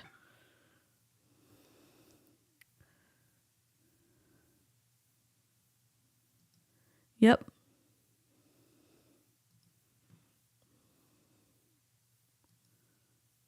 My best friend of 9 years called me a "see you next Tuesday" over a game, and I wouldn't even call that traumatic. Differences in opinion is traumatic now. Very good bullet point, Sweet Goth. That we just stop being aligned, and you gotta have the same vision alignment with your friends. Yeah. How do you use your discernment to have new friends now? Or like when you're meeting people, are you like paranoid that, like, how do you feel? She said, are you paranoid? I'm asking all the questions. You are. One of my good friends told me once that you don't get to know someone better, you get to know them longer. So Can I just, and again, I've made this mistake too. If you're doing a podcast, set up your cameras so that they don't cut off people's lips, because if you're talking and someone who can't hear needs access to captions and also is able to see your face and maybe reads lips, set up your cameras in a way that at least thinks about giving more access to people than not. And I know not everyone thinks about it. Not everyone has a friend who is deaf. Not everyone does, and not everyone's aware of that. It's just, you could have had, like, you have 2 cameras set up in this podcast, and the other camera is set up pretty decently, not great. This one isn't set up great. They should have moved the microphone to the other side, and it should have been set up in a way that it's going to collect the sound, because having it off to the side doesn't do anything for your sound, depending on the type of mic you have. These little mics are awful. And then people would have been able to see what she's saying. I just really take things day by day. What do you think that means? You know when like people say like, oh, I just know them so well, and you've maybe only been in that friendship for like a month, 2 months, and it's like, you might know them well, but like, I promise, right. But I promise you, if you stayed with them for a year, 2 years, you're gonna know them better, and you're gonna either accept them as they are, because we can't change people unless they wanna change, or you're gonna see that you guys are not aligned. So now with like any friendships, relations that I have, I just take it easy. I'm like, okay, let's just go day by day, enjoy the moment. One thing that I had to learn. For sure. I can see how that would be traumatic. That's a good point. Yes. And just see where it goes. If we're aligned and if we have fun together, we can benefit each other, then it shall be it. But most of the people that I'm always around are people that also has businesses, so they understand that I don't need to be on a FaceTime with you all day. No, I just figure maybe someone who maybe catches my channel, maybe would want to do like a podcast or a video on, maybe they're doing gaming, maybe they're doing baking, and I would say the gaming community is pretty inclusive, because I follow a lot of streamers who are very like, they try to think about multiple kinds of viewers for their streams. So like, I've learned a lot from gamers, which is something I wouldn't have expected to happen. So I'm not trying to say like, oh, I want people in MLMs to make their content more open to communities who need extra access. But in general, I'm going to continue commenting on it. It's wild to hear the name of this podcast, which is Meet You at the Top, talking about elite, whatever, business people, and they're not creating top level content. And I know we heard yesterday or on the little clips of Jessie Lee Ward saying it makes me more relatable that I don't have a microphone and my audio sounds like trash and people love me for that. No, it just sounds awful. It just sounds awful. Keep playing. Like, remember the other day, you're like, oh, like, I have to work. I'm like, yeah, me too. Take a screenshot. Like, I understand. Like, it's not like I'm like, oh my God, she didn't text me. When you have things going on for yourself, you just understand that other people do have things going on for themselves. Her drama is trauma. Goes on Okay. and, like, you don't see the person doesn't mean there's any love lost in that relationship. Good point. So Av is saying different things are traumatic to different people and some don't make sense or seem dramatic. I was traumatized relating to stickers as a kid, and I do mean it. I still can't use them 20 years later. That is a very good insight, and I'm sorry that happened. I think that words matter and they're specific, and if we continue to use them to describe things that don't fit the definition, it sometimes takes away from the word and fully informing others on it. And so, yes, I will make the caveat that I'm being a judgy a-hole, an a-hole on this stream. But it's not the best to compare traumas, but there are some things that, so for example, and then content/trigger warning, I'm going to talk about, I'm just going to lightly talk about an example of a situation that happened in Monate when one of the leaders talked about the Holocaust. Okay, I'm not going to go into detail. I'm just going to make a statement, and I will wave my hands when I'm done talking about it. So Angela Sumner in Monate, a top earner in Monate, talked about wearing masks and comparing it to the genocide that happened in the Holocaust. And my perspective is the only thing that you can compare to a genocide is another genocide. And that relates to this situation when we're describing trauma. I think it's meaningful. Like, yes, content warnings are necessary because there's things that are sensitive for others. If you're a highly sensitive person, sometimes taking in information is really difficult. And so you just want to know what's going to happen if you're going to read something or watch something. And then there's trigger warnings for associated with trauma or things that someone has gone through that they have a hard time being faced with again if they're hearing about it and they have like physiological reactions and anxiety associated with it. I badly tried to comment on if we're processing through the end of a relationship in a healthy way and it wasn't physical harm and emotional harm wasn't intended or done to someone, then I don't know. Maybe I'm still wrong on this. I'm going to keep thinking about it, but I'm going to keep thinking about it, full stop. Yeah. Yeah. We're just out here trying to build, all of us. Yeah. Exactly. We're all on the same grind. Yeah. Have you brought in any of your friends or family into MLM? Oh, all of them. All of them. Sorry, of them I'm obviously done. wanted to do it. Most of my family does it. So my brother does it. I do it. My younger brother just got started like 6 months ago. He's on his way to start making six figures at 19, which is beautiful. My younger sister, she's gonna do it in 2 years when she turns 18. Like this whole dynamic have changed the whole entire like Khalifa family. Yeah. A lot of our family like back home does it too. Most of my friends are in network marketing, either our network marketing. And I really do want to just reiterate, I appreciate so much of the perspectives from the live chat and in the replay crew adding facets to the conversation. The reason I love streaming is because of the live chat and all like the different ideas, and not just different ideas, but the different perspectives that people offer. It helps me like think about things in a broader way, and I really appreciate it.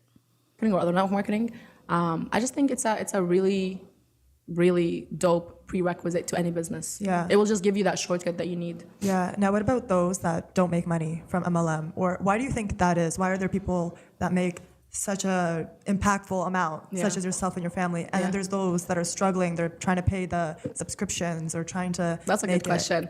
Well, with us, what's cool about it is you don't need to make money in network marketing to make money in the company, because originally once you get started, you're really focusing on investing and trading. So that should be the way you make money.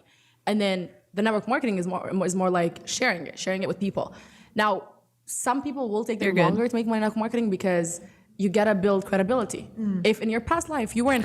Y'all, if you don't know, Av has an Etsy shop, and it's a small business that I love supporting. I have gotten a stitch marker from Av, and I don't know if the code is still available, but DeeCee, DeeCee gets you 10% off, and as a super generous discount code that Av extended to our live chat. And I don't get a kickback. I just like supporting people who hang out in my live chat and who have really good products that I've already tried. Credible, you weren't inspiring to your friends and family, guess what? They're gonna laugh at you because they don't believe that what you're doing right now is gonna get you to where you need to be, right? Yeah. You need personal development. A lot of people have a lot of limiting beliefs. And you see why a lot of entrepreneurs don't even make it in business, let alone network marketing. So it's the same.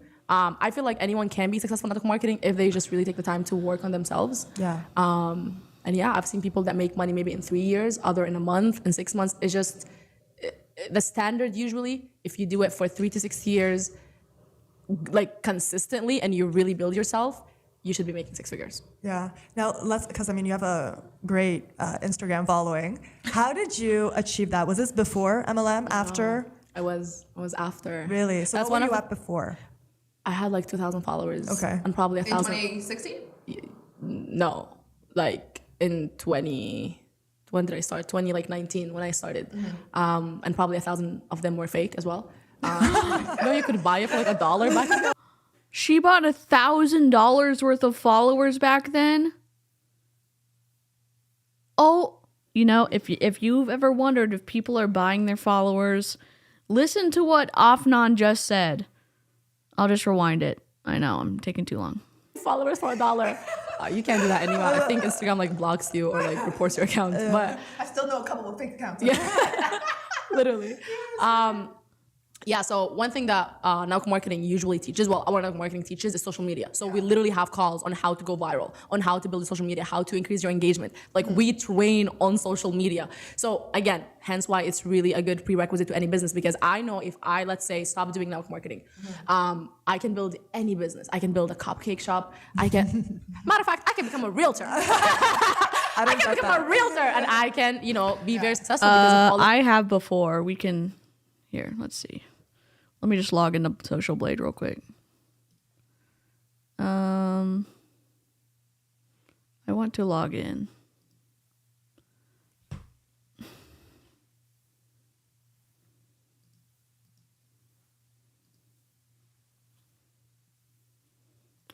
All right, we're going to go to her Instagram. What is it? The real AFNAN? AFNAN Khalifa? Nope. Which one is it? The AFNAN Khalifa. Okay.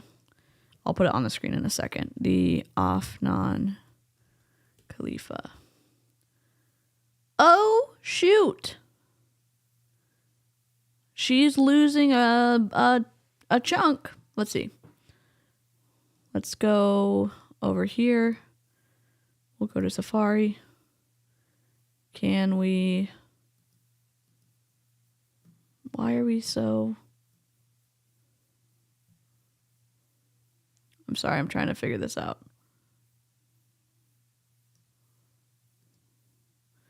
Oh my God. Is it? Okay, there we go. She's got some dips. Tuesday, Wednesday, Thursday, Friday, and Saturday, she lost a chunk of followers. Then she gained some followers. She lost and she's gained. This doesn't... It's odd. A gain of 136 and 394. I'm not saying it's impossible, but it doesn't look great. She has 152,000 followers. Her engagement rate is 0.86%. Average likes 1,213, which is pretty bad for the number of followers. So a B-, which is odd. Average comments 93. Yes, Rootin' to Being, welcome back.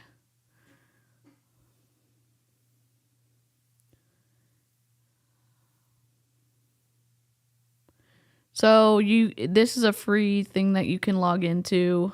So like you can look up anybody. You just have to know their Instagram, and you can look at their YouTube as well. You can look at their Twitter, their TikTok.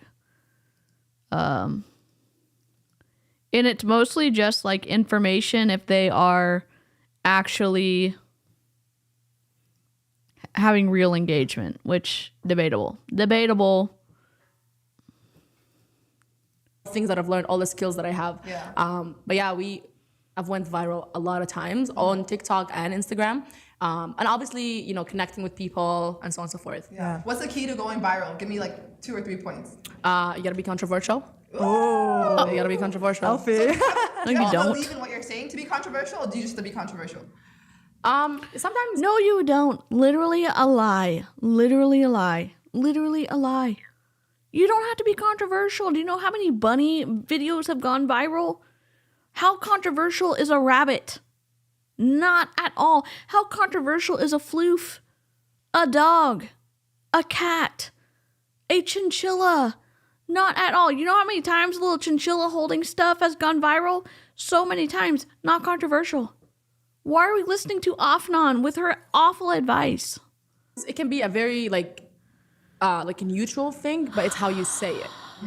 You know what I mean? Like if you're Without the filter. right? And then you gotta be very careful what you say the first 3 seconds of the video because people be scroll like our Attention span. Yes, thank you. Our attention span with all these TikTok and Reels is insane. So people are scrolling. So in the first 3 seconds, if you want to follow someone who is moving and grooving on TikTok, Danielle is the person. Let me go look her up. Okay, Danielle Ryan TikTok. Wait, you're not Danielle Ryan Music. What's your TikTok handle? Drop it in the. You're a mod. Drop your Danielle. Can you drop your TikTok in the chat? Interesting. They're not gonna watch. Yeah. Right. Controversy, a hook, and one more. A hook. I'll be honest. Pretty privileged. Oh my God, I love No, that. it's a real thing. Hey, pretty privilege is probably the best thing ever if you use it to your advantage. But like, I'm not trying to be a pretty girl just to find like a man to spend on me. That's great, but like that's not like the end goal or like to get into the club. Huh? Do they be spending? They be spending if they want to. No, true. Yeah, well, What does? Can someone help me? What does "they be spending" mean? I'm sorry, I do not know all of the lingo. I apparently am under a shady rock of naivety. Here's the thing with men too. Okay, let's dive a little bit into men. Yeah, men will spend if they know you got the money. It's Danielle Ryan TikTok. Let's Danielle has you have like we're gonna go. It's Danielle Ryan.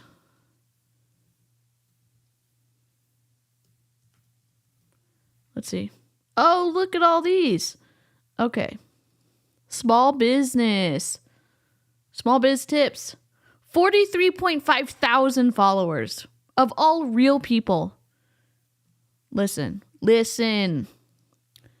What are you doing if you don't follow Danielle? Where is Safari? Look at this.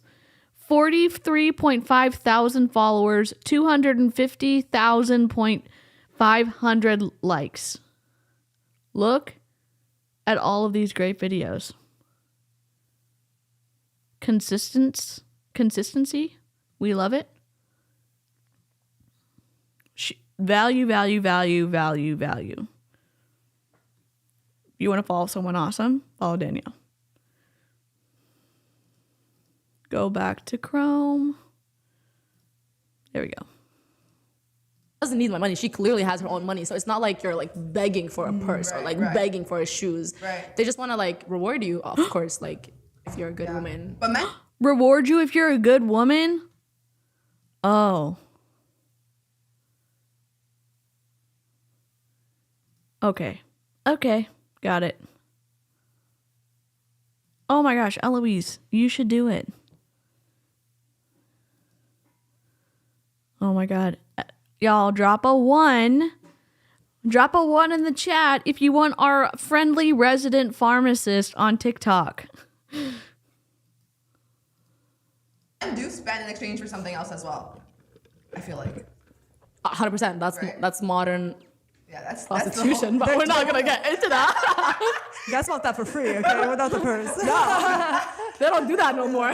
Yeah. Afnan, you just seem like such a bubbly person. You seem like you know what you're talking about in terms of your business. So where is all the online hate coming from? You know, you've seen the videos. Yeah. You've seen people questioning you, the way you make money. Yeah. Where's it all coming from? I'll be honest. I feel like the love is way more than the hate. Yeah. But you can't I've seen it. Like you guys know Gary Vee. Yeah. Like how can you hate Gary Vee? But he probably has the most hate when it comes to entrepreneurs, Yes. right? So I just feel like, first of all, when you reach a certain type of success, when you're out there, Oh my gosh, people are gonna have opinions. And you're right. They're gonna say things without understanding the full story, right? If someone doesn't like network marketing, there's a lot of those anti-MLM people. They're gonna say, and I don't take it personally because I know they're not attacking me personally. Right. They're just attacking me, the person who's sharing this opportunity, because they don't agree with it, and that's fine. Yeah. And you gotta understand that's how they make their money too. Eloise, screen record the live chat with all the ones and then show it to your teenager and get on. I read so many lawsuits with TikTok. I'm just scared to be on there because the algorithm is so advanced because it uses your camera, and I'm just scared. But if you're on it, Because if you look at their Follow videos, a Danielle. lot of their cute vlogs have 1,000 views, and then anything anti-MLM is 50,000 views, 100,000 views. Yeah. Because people obviously love to talk. That's the things that go viral. no. I'm sorry. When you hate ma'am, yourself, that's not. Ma'am, Chelsea's videos, some of the biggest ones, are not about MLM stuff. Some of the stuff that Isabella Lanter does, and she's talking about family channels and commentary stuff, not anti-MLM stuff. And yeah, anti-MLM stuff goes viral.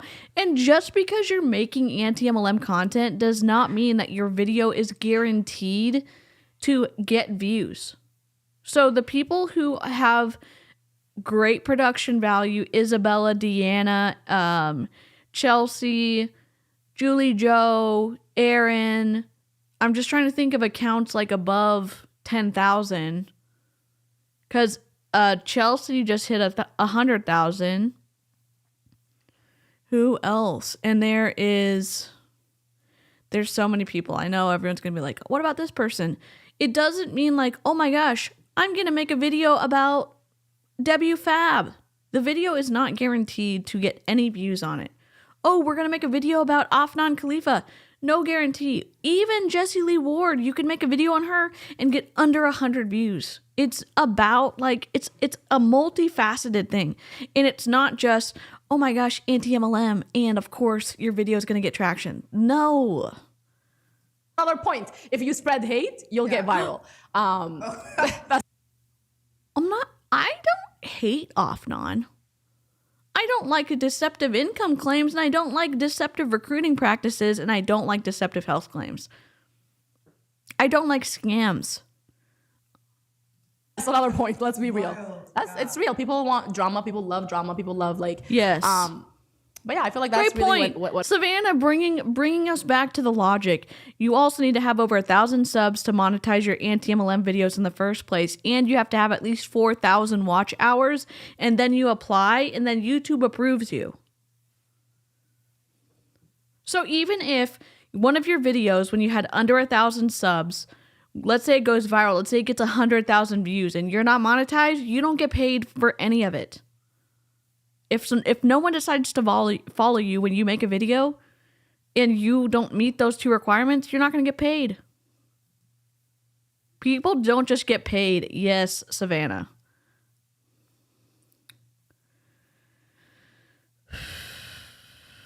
Thank you, Jessica, for using the Nightbot cues. Appreciate it. Yes, and Erin just hit 10K. Yes, she did. And Savannah. Oh my God, I meant to say Savannah. I'm an umpty. I'm sorry, Savannah. Savannah is an OG, has been an OG in this space, and she is getting close to 100K. And I hope, let me see, SAVANNNAH.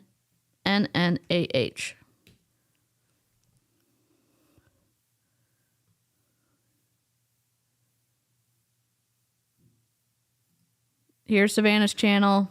I know y'all probably already subbed to her. what it comes with. A lot of hate when it comes to like bragging, showing off the money.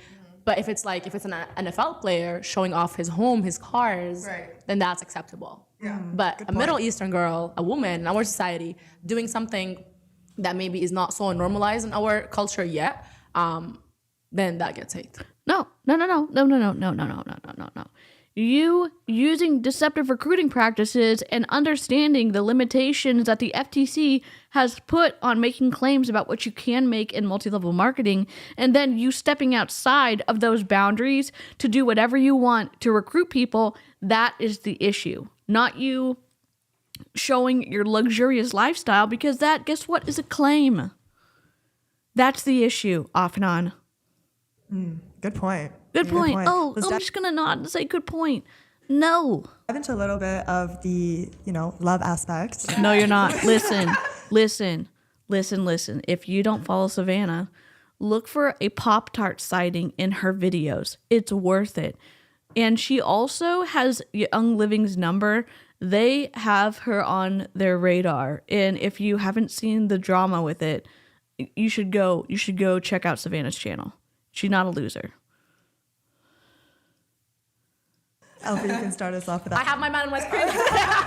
Okay, so what was the craziest DM you ever got? And it could be Like crazy. from who? It could, no. Yes. Give me names. I have a lot of like not to. I hate like to brag. It's not bragging. It's not bragging. It's facts. No. It's sharing. Well, it's sharing. Well, I first of all, You're the Meek Mill- best. Meek Mill DM'd me, but I actually He did was not. here like 2 weeks ago, no? Or a week ago. In Toronto? Yeah. He can't come to Toronto. Wasn't he here? I No, swear babe. was He here. can't enter this country. Really? No, I could have sworn. He told me, he's like, I can't enter. Am I having amnesia? I don't know. I could have sworn I seen something. Maybe for business or something. For the concert. Who just had a concert in the city? Oh, Drake? No, it was not the Drake concert. Was it the Nav concert? I could have sworn I seen Meek Mill there. Like on somebody's story. No way. Okay. Sorry, it's false. He genuinely cannot like enter Canada, right? Yeah. Maybe it was a different rapper. I'm not really into I don't know the rappers like that. So That's me. So when Listen, we're gonna be a little bit late into rating Danielle's stream, like maybe 4 minutes. So if you're okay with finishing this video, we're gonna finish it and then we'll raid Danielle's stream at 4:07 or 4:05. he messaged, no, 100%. So when he messaged me, I actually did not know who he is. So he messaged me like, how did you find my Finsta? Yes. And I didn't respond for like 2 weeks. And then I was scrolling through my DMs to like see if I missed any messages from people that are interested in like joining. And I'm like, wait, 24 million? Who's this man that just messaged me? Like, you know how there's accounts that message you? Much love, Savannah. I'm about you followers or whatever, that crazy. But I'm like, okay, wait, who's this? So I take a screenshot and I send it to my co-host. I'm like, wait, who's this? And she's like, I'm gonna kill you. She does not indeed hate to brag. You don't know who Meek Mill is? I'm like, I genuinely did not know who Meek Mill is. I know Drake, The Weeknd, the basic people. No, they're calling Drake Drake. Bye, girl. I love Drake. No, he's not. Too many girls in his house. But yeah, he was just like, he's like, how did you find my Finsta, whatever? Yeah. And then he's like, oh, so your name is Khalifa? And I'm like, yeah. And he's like, oh, I have a lot of cousins that are named Khalifa. And I'm like, okay. I spit in game where you trying to be No, so you know what I say? I'm like, okay, so I guess I'm gonna be your cousin too. He's like, nah, I want to bait you. I don't want a cousin. He's so cheesy. But he's a nice guy. So we FaceTimed a couple times. Yeah. But like just as friends, I just told him like we're not compatible. Why not? What made him not compatible? I want to know.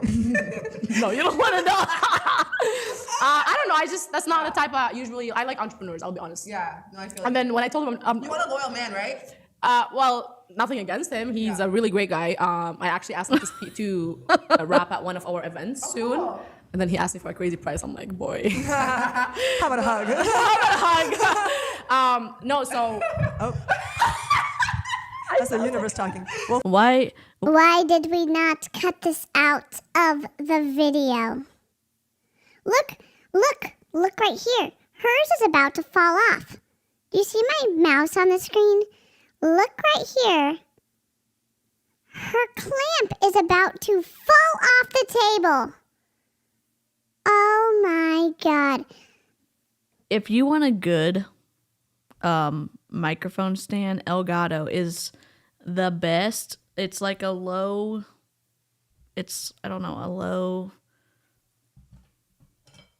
microphone deal.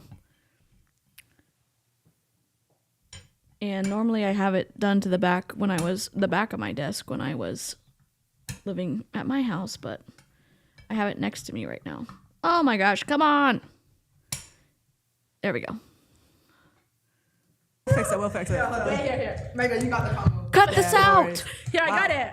Not really. Perfect. Oh my God, cut gosh, this we just- out. You know, the podcast can't handle all the info, all the tea Right. being spilled. All the Meek Mill stuff. Thank Yeah. you. Okay, well, I mean, you always talk about wanting a 7-figure guy. No, but let me tell you why I told him yes. we're not compatible. So Yes, I'm this like, we're sounds- not compatible. And then he says, why? I'm too hood for you? I'm like, Oh, shit. I didn't say it. You Damn. did. Yeah. But no, but it was Yeah. funny. No, he's a really nice guy. But yeah, I like entrepreneurs. If you don't know how to edit in videos, if you're first learning how to do YouTube, you can start with a live stream and you can get comfortable talking and figure it out. If you don't want to do that, some simplistic programs that you can use, if you're on a Mac, you can use iMovie and you can start out. And listen to your video before you export it. If there's a part where you're like, ugh, if you don't like it, probably a viewer's not going to like it. I'll just tell you that right now. If something is making you hop out because it's like, this is kind of cringe, cut it out of your video. Like someone I can build something with. We can have a conversation about how to build multiple sources of income, businesses, and so on and so forth. So entrepreneurs are. So you guys never linked up? No. No. No. Do you think it's possible to have a long-term relationship with the crazy schedule that you have going on? You're always traveling, you're barely home. How do you envision a partner being beside you in those times? That's a good question. My schedule is what I make it. Okay. So when people see Oh like, my okay, well, you God. travel all the time, you're like crazy life. It's a crazy life because what am I gonna do sitting at home? Right. I would rather be out there, right? Let's say I have a van right now. I would, maybe like not do the unnecessary traveling. I would just do like an event, 1 day, 2 days, come back home. And that's one thing that I love about entrepreneurship. Like I can just, it's my schedule that I set. But right now, since You're getting hired to speak at events and you're saying it's your schedule? No, you're a hired speaker. You're at the beck and call of whoever decides they want to pay you. What? I don't think I'm single. I think I'm like half taken. We're, like, Oh my God, I love it. Stages, single light. so you're right. Literally no shade. I'm just saying the simple programs can be really good. Or if you only have a phone and you don't have access to something other than your phone, you don't have an iPad, you don't have a computer, no biggie. Download InShot and you can edit your stuff in InShot on your phone. But yeah, it's like building season right now until the right man come, and then hey, I would love to just. Yeah. What if you met a man who makes 7 figures, right? And he tells you, baby, I don't want you to work. I want you to just be a housewife, raise the children. How do you feel about that? Okay, so here's the thing why not one man have told me this before, because I work from my phone. Yeah. So I don't have to really be anywhere. So it's like you're just basically saying no to me making money from my phone. Like I'm still gonna be raising the kids. You think you could do both? yeah, because if he's working, let me train the team on a call. Like, why is that affecting you? So it's never an issue when I'm in, because I'll be honest, like most of the people that I date are making more than 7 figures. Not for the money, it's more Most people that I date are making more than 7 figures. Oh my God. like, and I hate to say it, but And that's the name of your podcast, huh? I hate to say it, but it's very hard, and we're gonna get a lot of hate for this. It's very hard for me to submit to someone that's not as financially free as me, right? And it's not really about You don't need to submit to anybody. What the hell are we talking about? Are we living in the 1600s? What do you mean submit to someone? the money. It's about the power and the respect that I can give the man, and I can submit to whatever decision he makes. He says, babe, we should do this business, not this business. If I'm making more money than him, how do you want me to listen to you? No, we're not. Not when it I'll listen to you, but not when it comes to money. And I don't want to have that. So if you're saying, okay, we're not doing this business, we're doing this business, you gotta have receipts that you Welcome, have cattle been dog. successful more than me, so I can trust your decision and be submitting to you when it comes to money, right? Again, ladies, we can submit to any man, right? If he makes, she said no. Not any man, girl. Good. Any man we love. Single, okay? If that was the case, I would not be single. Trust me, because the man has to be a leader at the end of the day. 100%. If he's not a leader, 100%. how am I submitting? Where are we going? You don't know where we're going? I don't know. I'm just But there's a lot of leaders that are broke. So are you okay with that? Like, are you okay with a leader that makes $50,000 a month? I mean, sorry, $50,000 a year. Sorry, I'm so used to it. It's about you. Sorry, I meant $50,000 a year. Nothing wrong with $50,000. Actually, there's everything wrong with $50,000. You're like struggling. You can't buy a house in Canada. But would you submit if he's a leader? Alpha. He'll tell you what you need to do. That's a no. That's a no. I think it's about motivation. If I see that there's a guy who's So how old motivated. are we? Am I answering this question now? See, that's another thing that I talk. Yeah. Like most of the guys that I talk to are 30 years plus. Okay, yeah, no, so not at baby, 30 years old, I'm so sorry. baby, if we have not figured out at 30, when are we figuring it out at 50? Like, Yeah. if a guy is like 1 year older than me, then I get it. Okay, he's 25, plenty of Yeah, time. yeah, But yeah. I usually get attracted to men that are a little bit more mature and they have more, because boys be Money? a Boys. little immature these Yeah. days. But yeah, I get attracted to the mindset, but the mindset gotta be backed up by money. Yeah. If you're not 30 and if you're not making money, it's a red flag for sure. At least for me. So, Yeah, like we can't talk. I can mentor you. I can help you make money. but you can't take me out. But you can't take me out. But wait. You said that you are half single. Okay. Let us know a little bit about that. What does that mean? So we've been talking for, it's long distance. This is one thing about Canada. Maybe there is, but I haven't found them. So hey, if y'all are there, like show up. But most of the people that I talk to is like long distance, usually in Ooh, America. have fun, And we've been Melissa. talking for the Stay past, safe. 2 months. So Okay. Do you think that with long distance, do you think that the person has to Y'all, we are going to feed into Danielle's stream. I will tell you when it starts at 4 if you want to hop over there. I'm going to finish this because we're so close, and then we'll raid Danielle's stream. end up moving? I'm down to move. Here's I don't Danielle. wanna stay here. I don't want to stay here. I'm moving. I'm moving even if I'm single. Let's start there. But yeah, eventually you want to have one of the parties move because until when are we trying to do long distance? But this is why I don't mind long distance because I can just fly anytime. I can see the person anytime. We can just go on vacation every single week and just, but again, they need to be financially free for Would us to you do that. date? Yeah, would and you we can date a man who understand the has been- cultural part. It's just interesting that it's playing into this idea of classism. And I totally get it. She grew up in a very strict culture and a strict home where there's a very rigid models of behavior for, I'm guessing, a traditional view of a man marrying a woman, and in her culture, the women submitting to everything under the man's leadership. Divorced before? Divorce? Yeah. He could be in his 30s, but he has. been She's gonna divorced say before. no. I just feel like the divorce is like extreme. Let's say he's this man that's out of nowhere, like he's the best man out there. Like it's not like a crazy red flag for me, but it's definitely Her culture, it's gonna be a no. something to look into. So is that a non-negotiable? Somebody's No. divorced? You're open? I'm open, but like not really open. Yeah. Mid open. She's not open because of the beliefs that she has about that relationship. Okay, so what if they have a kid? She's gonna say no. More than one kid is too much. I can't. So one kid is okay. One kid, I'll take it in, I guess. So do you think you could? I'll take it in, I guess. Oh my god, this podcast is awful. Play stepmom? Huh? You think you Hermit, stepmom? welcome. I don't want to place no mom. The kid has his mom. Yeah. The mom is not dead. I hope so. Right. Right. No, I think It's like, you even see it's yourself. even more strict than just like purity culture because of where she grew up. She is Palestinian and she grew up in Saudi Arabia for 18 years. And then her parents have a very, and there's no shade, I'm just saying like it's even stricter than purity culture. Because I think that she is, let me look it up. Like playing the stepmom role, because like say like the partner has a kid sometimes, like do you see yourself like doing her hair, like cooking meals for her, like stuff like that? I don't like the word stepmom. I would be a friend. I'll be like her older sister or his older I sister. love that y'all are made That makes friends. sense. Yeah, I don't like the stepmom. Like, okay, now I'm taking Oh my care of God, that we're person. fighting No, over well, Herman let's now. just be friends. Let me help you. Yeah. But I'm not trying to take the role of a mom, period, unless they're my kids. Yeah. You know? So then, Dry, that's kind of controversial. no, it's a preference. It's a preference. I think it's messy, personally. Really? I don't think so at all. I feel like if my partner has a kid and Think about it from your perspective. If you're the mom and God forbid you get separated and then he dates another girl, do you want the other girl to like become a mom, I don't know, or a stepmom, I don't know, and then the kid likes the kid more than you, and then what? you know what it is? I think that every child needs a mom and a dad present, like a mother and dad present at all times. So like if my ex-partner found a good woman that has good values, good morals, I would love for her to teach my kid maybe some things that I may not have time to teach them, or like different perspectives. See, I wouldn't like that. You know, I would like that. Don't teach my kid nothing. But like I need to meet her and I need to make sure we're on the same, page and accord, because I don't see myself being a stay-at-home mom. Interesting that Jessie Lee Ward used to be close with AFNAN, and now that Jessie Lee Ward has inserted herself into Avi's family, and Avi has 3 kids, how that is going to come about in AFNAN's perspective of Jessie Lee Ward. I just think it's interesting and it's twisty.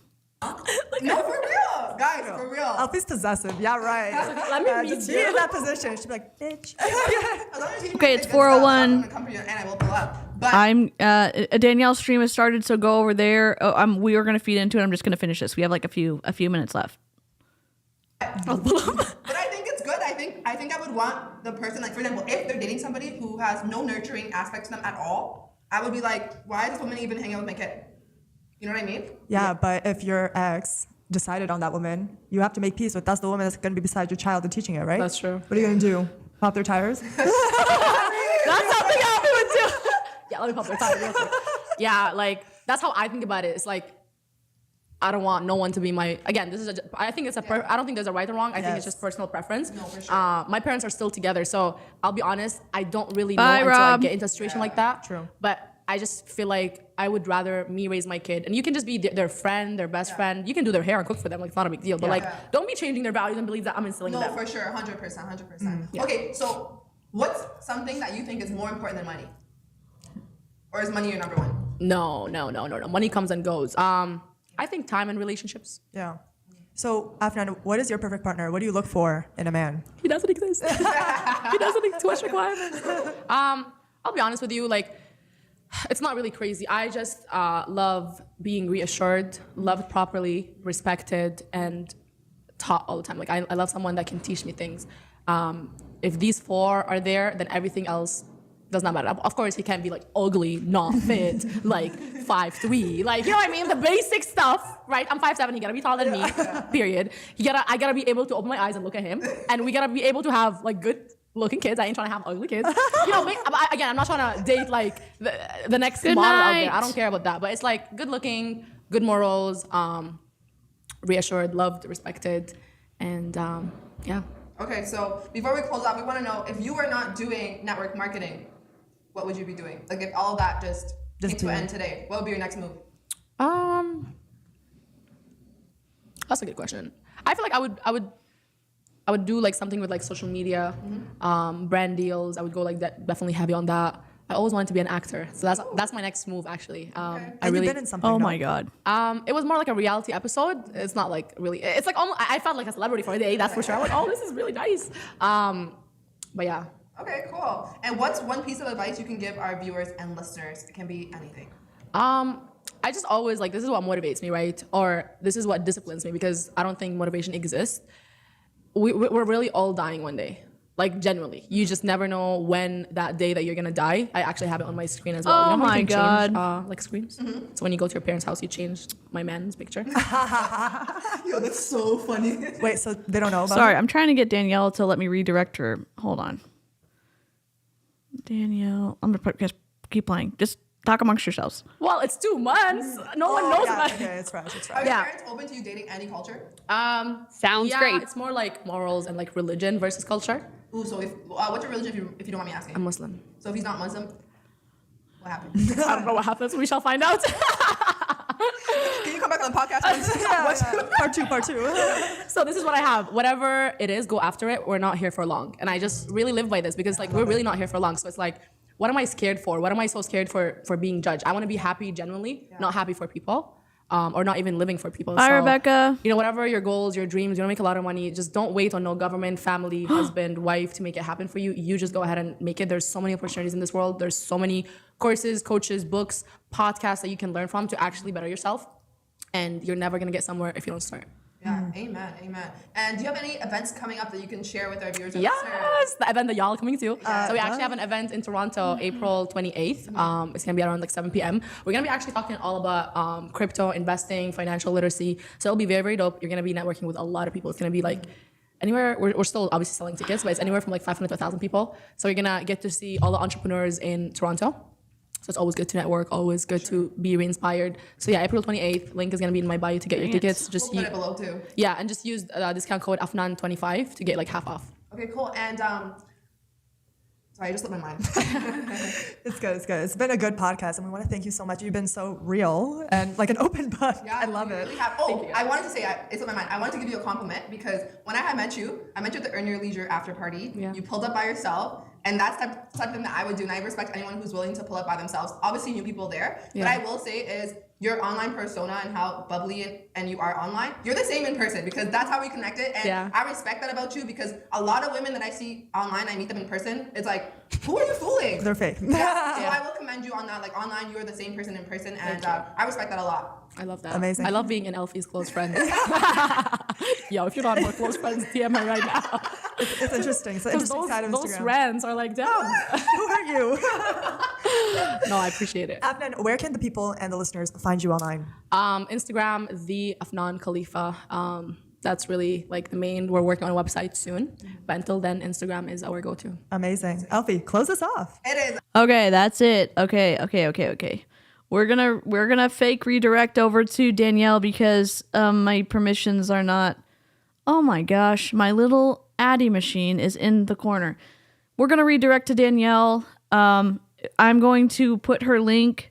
If y'all want to go raid her, normally we can automatically do it, but the permissions are turned off for me. So here is her link. Thank you so much for joining me. I hope you had a good time and learned a little bit more about a top leader in iGenius. And I'll catch you on the next live stream. I'm going to go hang out in Danielle's stream. So I hope that y'all take the chance to go say hello to her and raid and give her a boost in likes and stuff. And I will catch you next time. Goodbye.